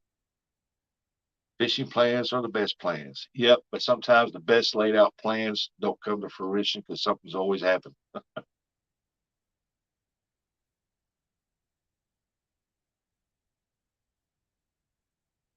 Looks like I plan on taking some skipjack to J Dog. I'm gonna take some to John Orr. I don't know how far away J Dog would be. Probably about 6 hours, maybe 7, probably 8, because it's like a 9 to 11 hour drive to John Orr's house. I'm not sure. With me, I can turn 11 hour drive in at 9 hours. So,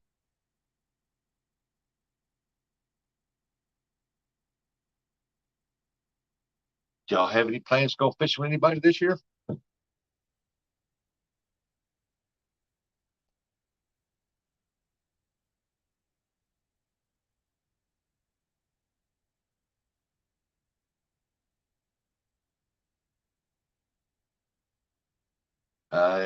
If NJ's out fishing right now, we got some time. He didn't catch that one capper he got yesterday till right at the end. But he's a cool dude, man, and he keeps it interesting, and he's funny. Indy, tell NJ said, watch out for them bluegill.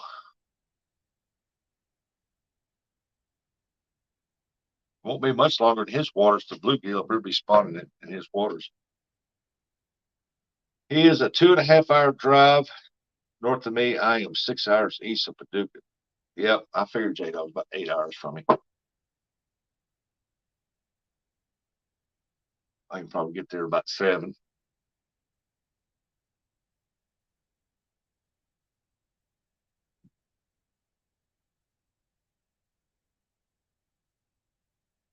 That's right, because Kelly, from the Bull Experience, he been up there on the, I think the Dog Pound. He been out there fishing with J Dog out there. All right, backwoods barbarian, you take care of that hand. Keep that stuff on it where it don't keep that cold stuff on there where it don't blister up and get infected.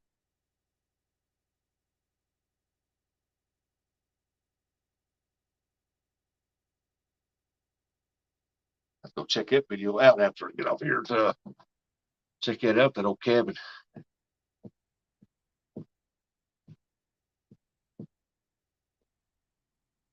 We are working 2 saltwater trips and some trout fishing also. I got a buddy that has a great farm pond. Looking forward to it this year.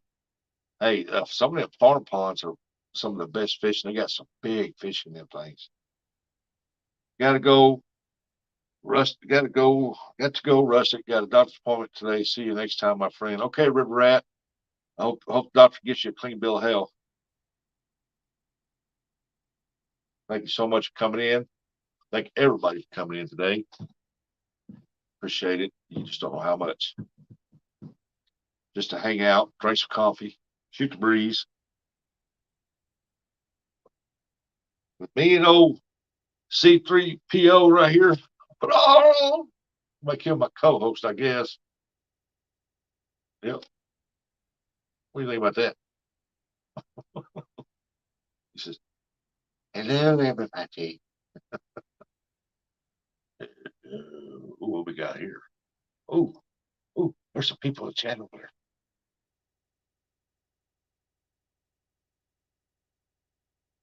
Small just say hello, quiet man. Thanks, everyone. God bless. Later. Bye, River Rat. That's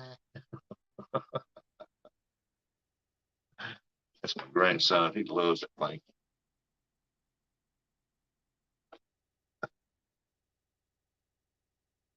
But yeah, we sat there and watched the NJ yesterday. I chatted some, didn't chat a lot. Every night I go and chat, but I watched him the whole time. I was cheering for him that he got one there towards the end of it. Nice channel cat. Nice channel cat. 51 watching, 49 thumbs up. Awesome. Hey, John Order. Hey, out grandson's toy. Oh, put grandson's toy down. Yeah.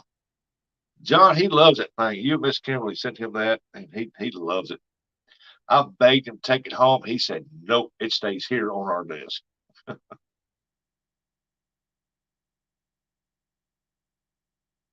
He takes that, and he takes this thing here. Some of you gamers might know what this is from.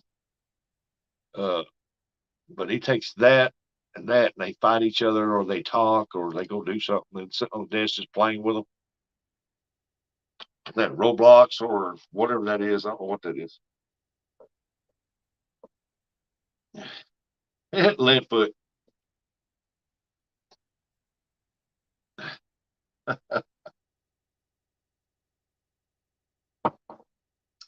Host, not to be dumb. Are you talking about the skipjack like the shad?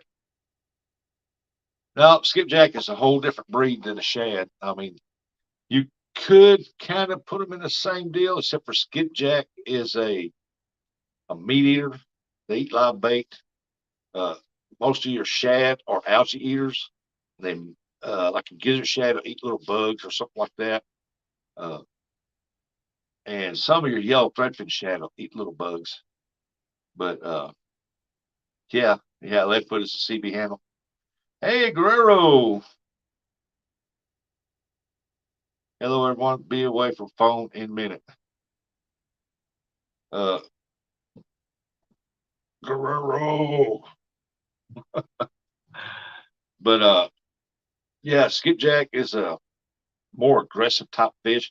I have caught shad biting a little dinky hook on a sabiki rig. I've caught them like that before. But I'd tell people, I say, hey, if you've never been skipjack fishing and you love bass fishing or crappie fishing, go skipjack fishing. It's a whole different ball game, and I'm gonna tell you, you're gonna be hooked when you get on there because of the fight.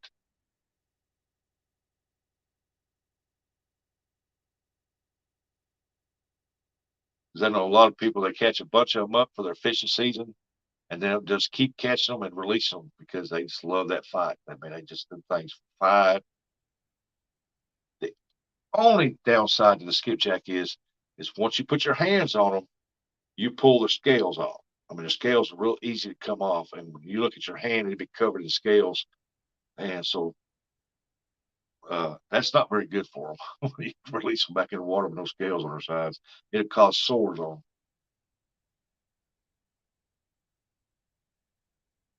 Now they've got what they call, what is it, Alabama shad or something like that. Now the difference between them and the skipjack is skipjack's got a longer snout on it. They're identical in looks, but it's got a longer snout and they got a shorter snout.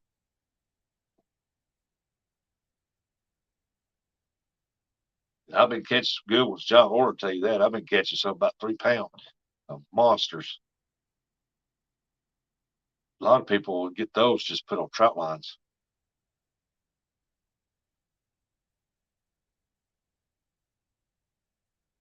I used to put out a trout line one time before. I put it between tree to tree and just let it slope down in the water. And I've caught some channel cats. I never caught no monsters, but I've caught some channel cats and stuff on it. I put a trout line out one time. That's with chicken liver. I had 18 hooks on there, and I had I think uh 8 pound channel cats were on there, 2 pounders, and I think I had one that was like a 15 half pounder. I got over there and that line was just a moving. I thought, man, this thing's loaded with channel cat.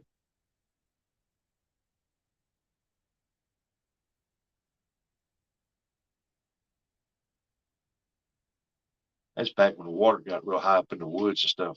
Tied it tree and let it just slope into the water. That was fun.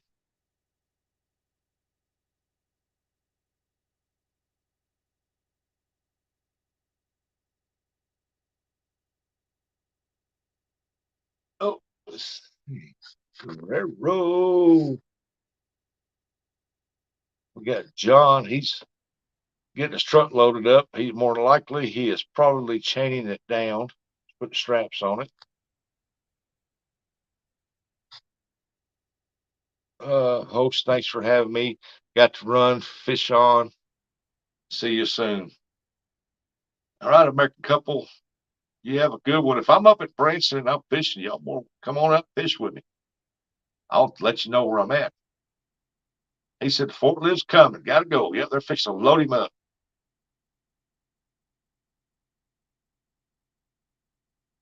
Watch out for the forklift drivers. They might run you over. I'm gonna go for 2 hours 30 minutes. It's 2 hours and 14 now. Then we'll probably run over there and hound NJ, invade his live, and cheer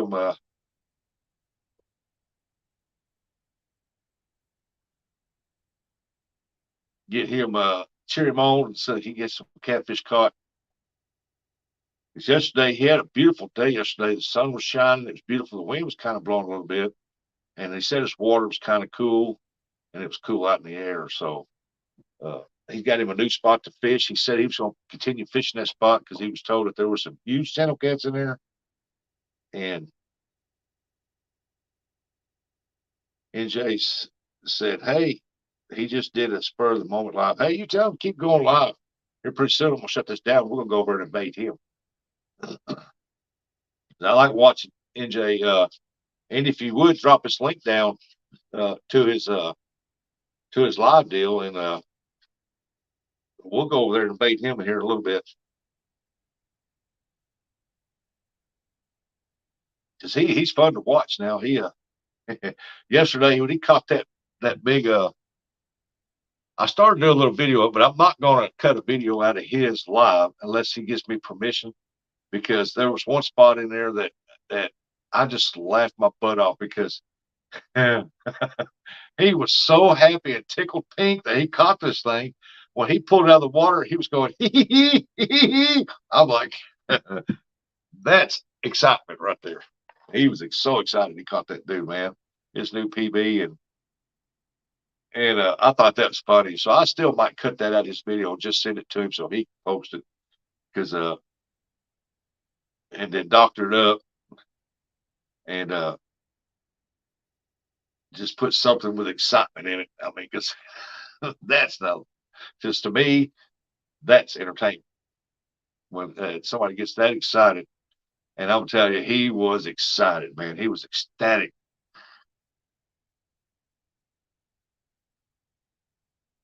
Whenever I caught that, my new PB at 25.5 pound blue, I was shaking like it right there. I was like, oh, man, I was just excited.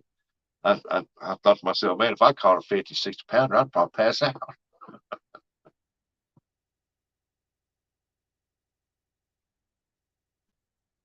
But I get excited anytime I catch a fish. Like I said, I don't care if it's that long or that long, man. I love, I've always loved fishing ever since I was a little kid.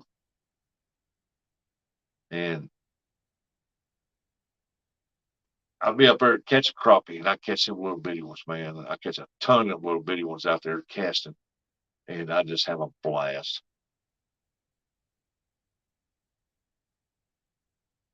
And I've caught crappie no longer than that right there. I call keychain crappie. You can dry them out, put them on your keychain. Dry them dudes out, dip them down in the clear coat, and put them right on your keychain. And I've caught something like that, and I was just like, "Oh, that's nice."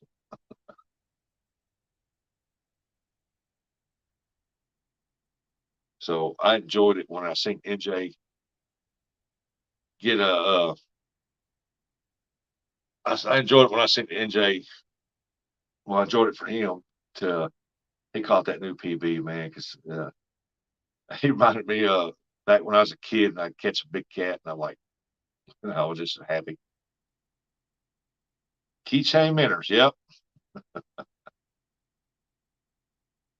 That shows you how aggressive crappie is too, because I'd be trolling with a 6 poles out spider rigging and trolling around, and you come across a little school crappie about that long, they would literally engulf that crappie jig. I mean, I'm like, wow, I don't know how they got it in their mouth.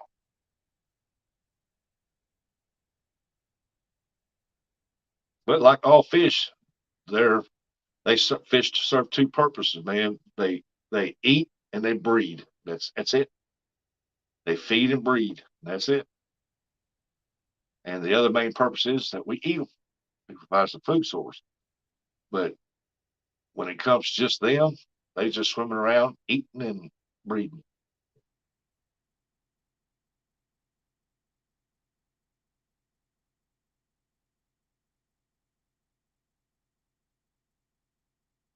And we got 31 people in here watching. Appreciate everybody coming in. Thank you so much. Let's get this chat rolling. Brew, brew, brew. Well, I just sprayed freeze off on low. Should make it easier to come off. Maybe. Maybe. You need that Milwaukee impact I got, Ernie. Man, that thing either break them loose or break it. That dude is powerful. That little impact I got.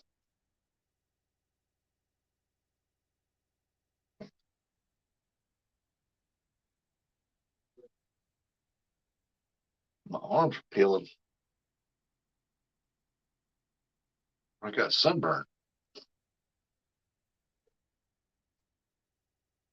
Andy, you're the ball, man, for dropping the links. I appreciate it so much, buddy. Thank you so much.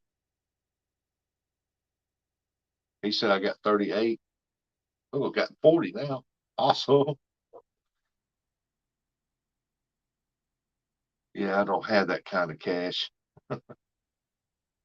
Well, this one right here was $500, and it come with two batteries, a charger, a full maintain charger. Uh, there was a guy that was needing some stuff done, and he told me if I'd do it, he'd get me one. Okay, I'm not gonna argue with that. It didn't take me long to do what I had to do, and then he brought me a brand new one.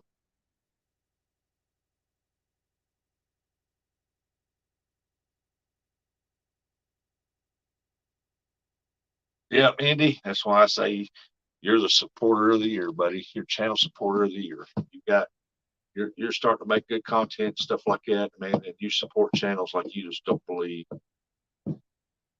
And like I said, if you ain't got none of my stickers, just email me outdoorsrustic@gmail.com and I'll send you some. Because I can't remember if I sent you some or not. Yep, Ernie, get it while you can. Yep, I had that. I had my welding business that I owned, and they wanted me to do a little bit of work. It didn't take me very long to do it.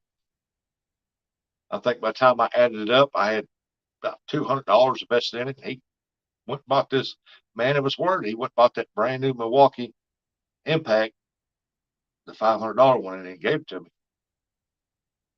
I keep it in my old fishing van. Hey, off the hook outdoors. Said, hey everyone, how's it going, Ted? I said my legs weak today after yesterday, so I'm moving slow. You still working on that house? Did you ever get anybody to help you with that?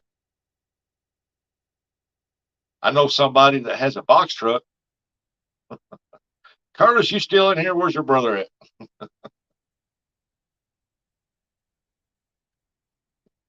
Or should I say, I know somebody that up in that area that drives a box truck. I said, good morning, Ted. All right, I'm gonna go get me some more coffee, folks.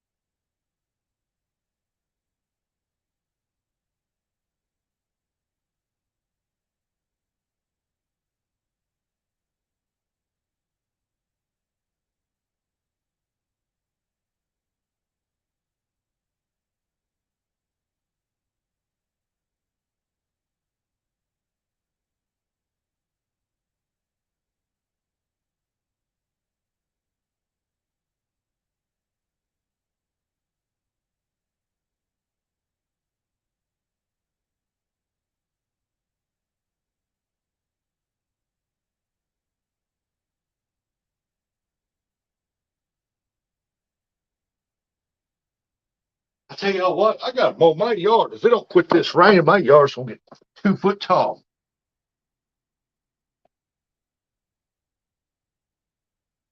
I got one boy for 2 days. If he's open and I feel like it, I'm only good for a few hours anymore. Ted, I got to go back and watch your bait making. Yeah, I like watching his uh bait making when he's making them baits and stuff. I never knew how they done that. 52 watching, 51 thumbs up. Awesome.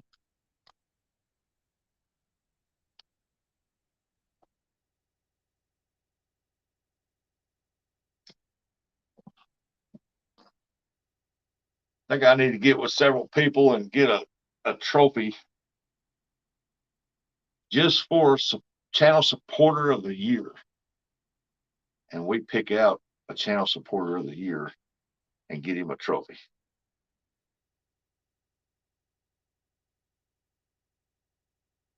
I think I'm gonna title it YouTube Channel Supporter of the Year.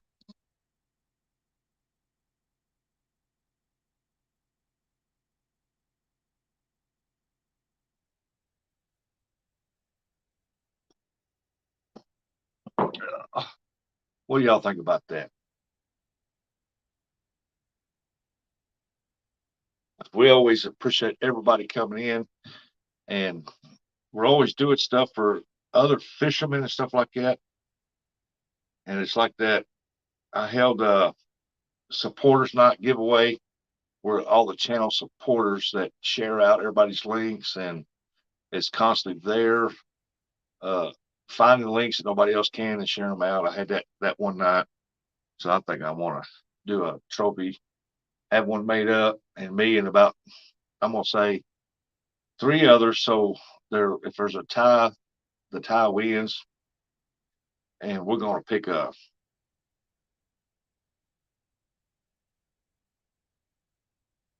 channel supporter out.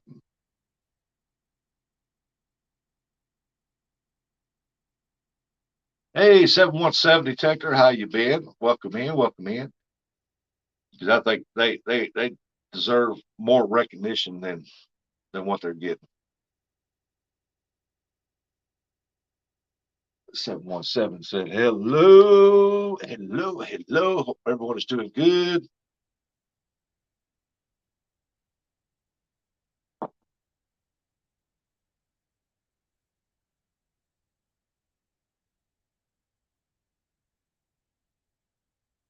Well, we hope you're doing good too, 717.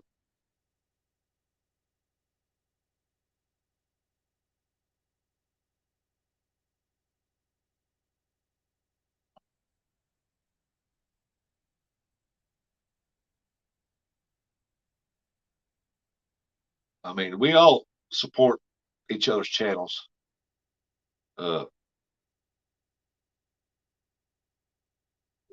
And I just want to do something for the people. Say like Indiana Chris, look at him. He's in here, been here the whole time, dropping links, greeting people. I mean, he's a good guy. I like to go fishing with him sometimes. I don't know how far away he lives from me.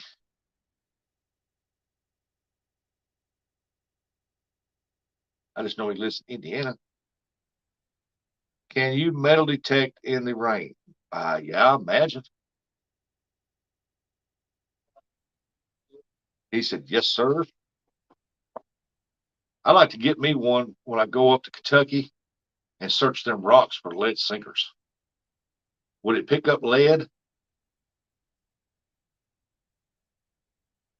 I said it's not raining where he's at.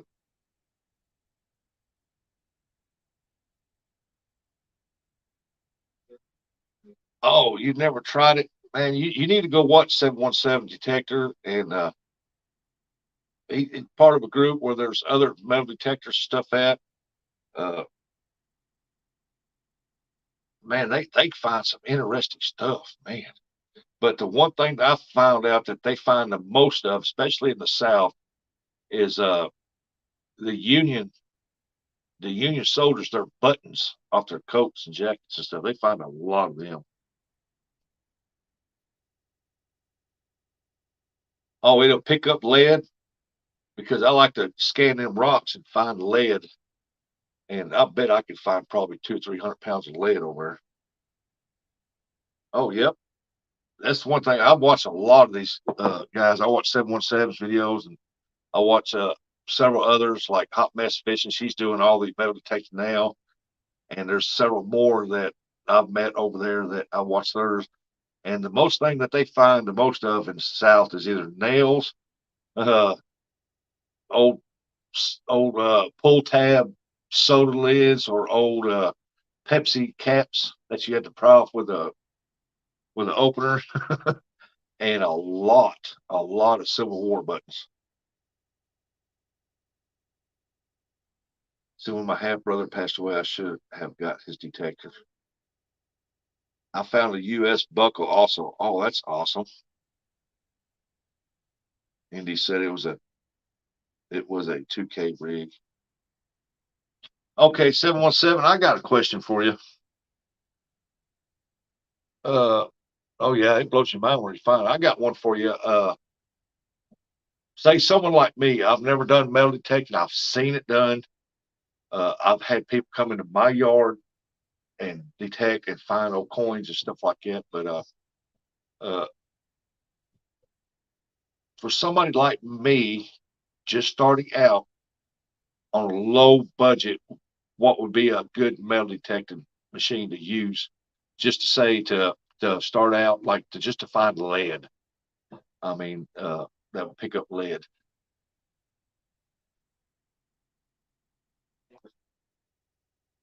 That's what I want to know. Get a bounty hunter. I mean, I'm not out looking for gold and silver and stuff like that. I just want to start out by searching for lead. And if I really like it, I might upgrade and start looking around in my yard because I have found some. I've been digging out here, putting the flower beds in. And I dug a trench out here one day and I found a coin from, I think it was 1890, 80, or something like that, of the dime. I thought that was pretty cool.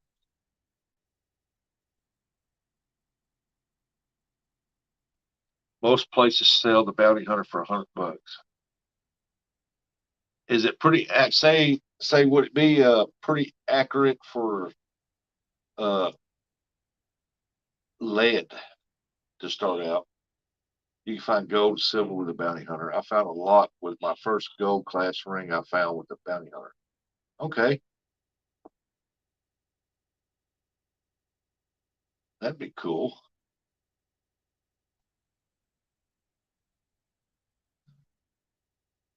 I mean, that's a bit useful information right there.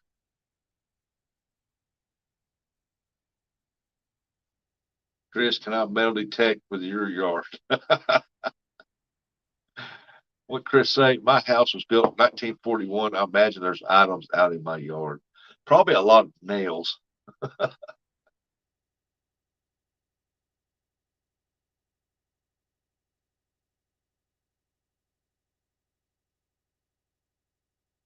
Yes, sir. Get the machine and then take some lead Fisher weights and wave it in front of coal. See the numbers, so I know what I'm actually looking for. Okay, because I've seen. Let me get this off here. I've seen people have them where they had headphones on. Then I've seen them where there's no headphones. It just makes a sound as you go over. Because I guarantee you, I can go up Kentucky one of those, man. I can dig around them rocks with one of those and what it will sound like. Okay, and I could probably find, oh man, a couple 100 pounds of lead easy. Because I go up there and I can look down that water and I'll see an 8 ounce lead sinker there and I'll reach down there and grab it. It's usually lined up to a big old treble hook.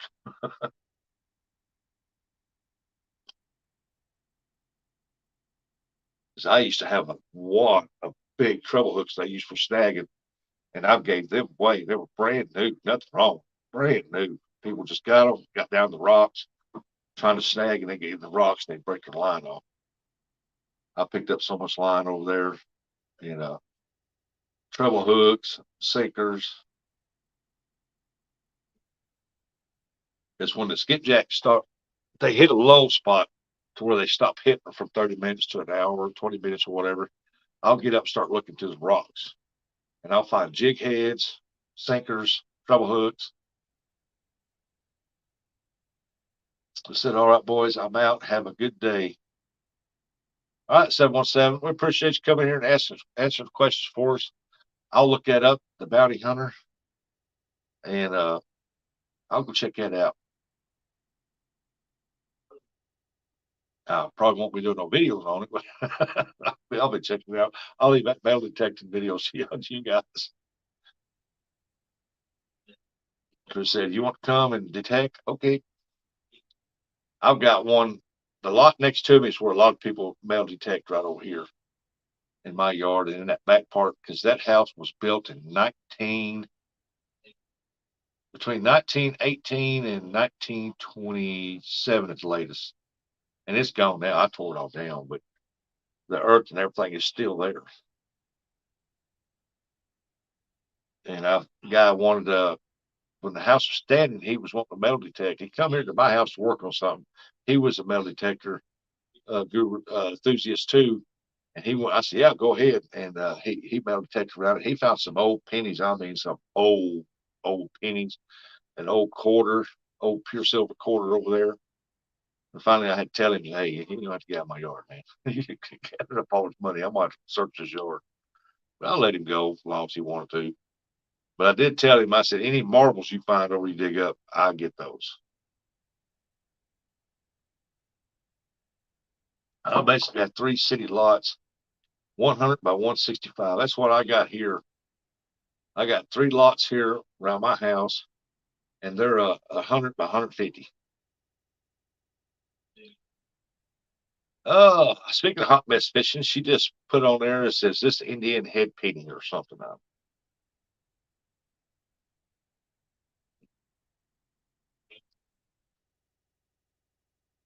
My house was the first built on this street. It's been there a long time, ain't it?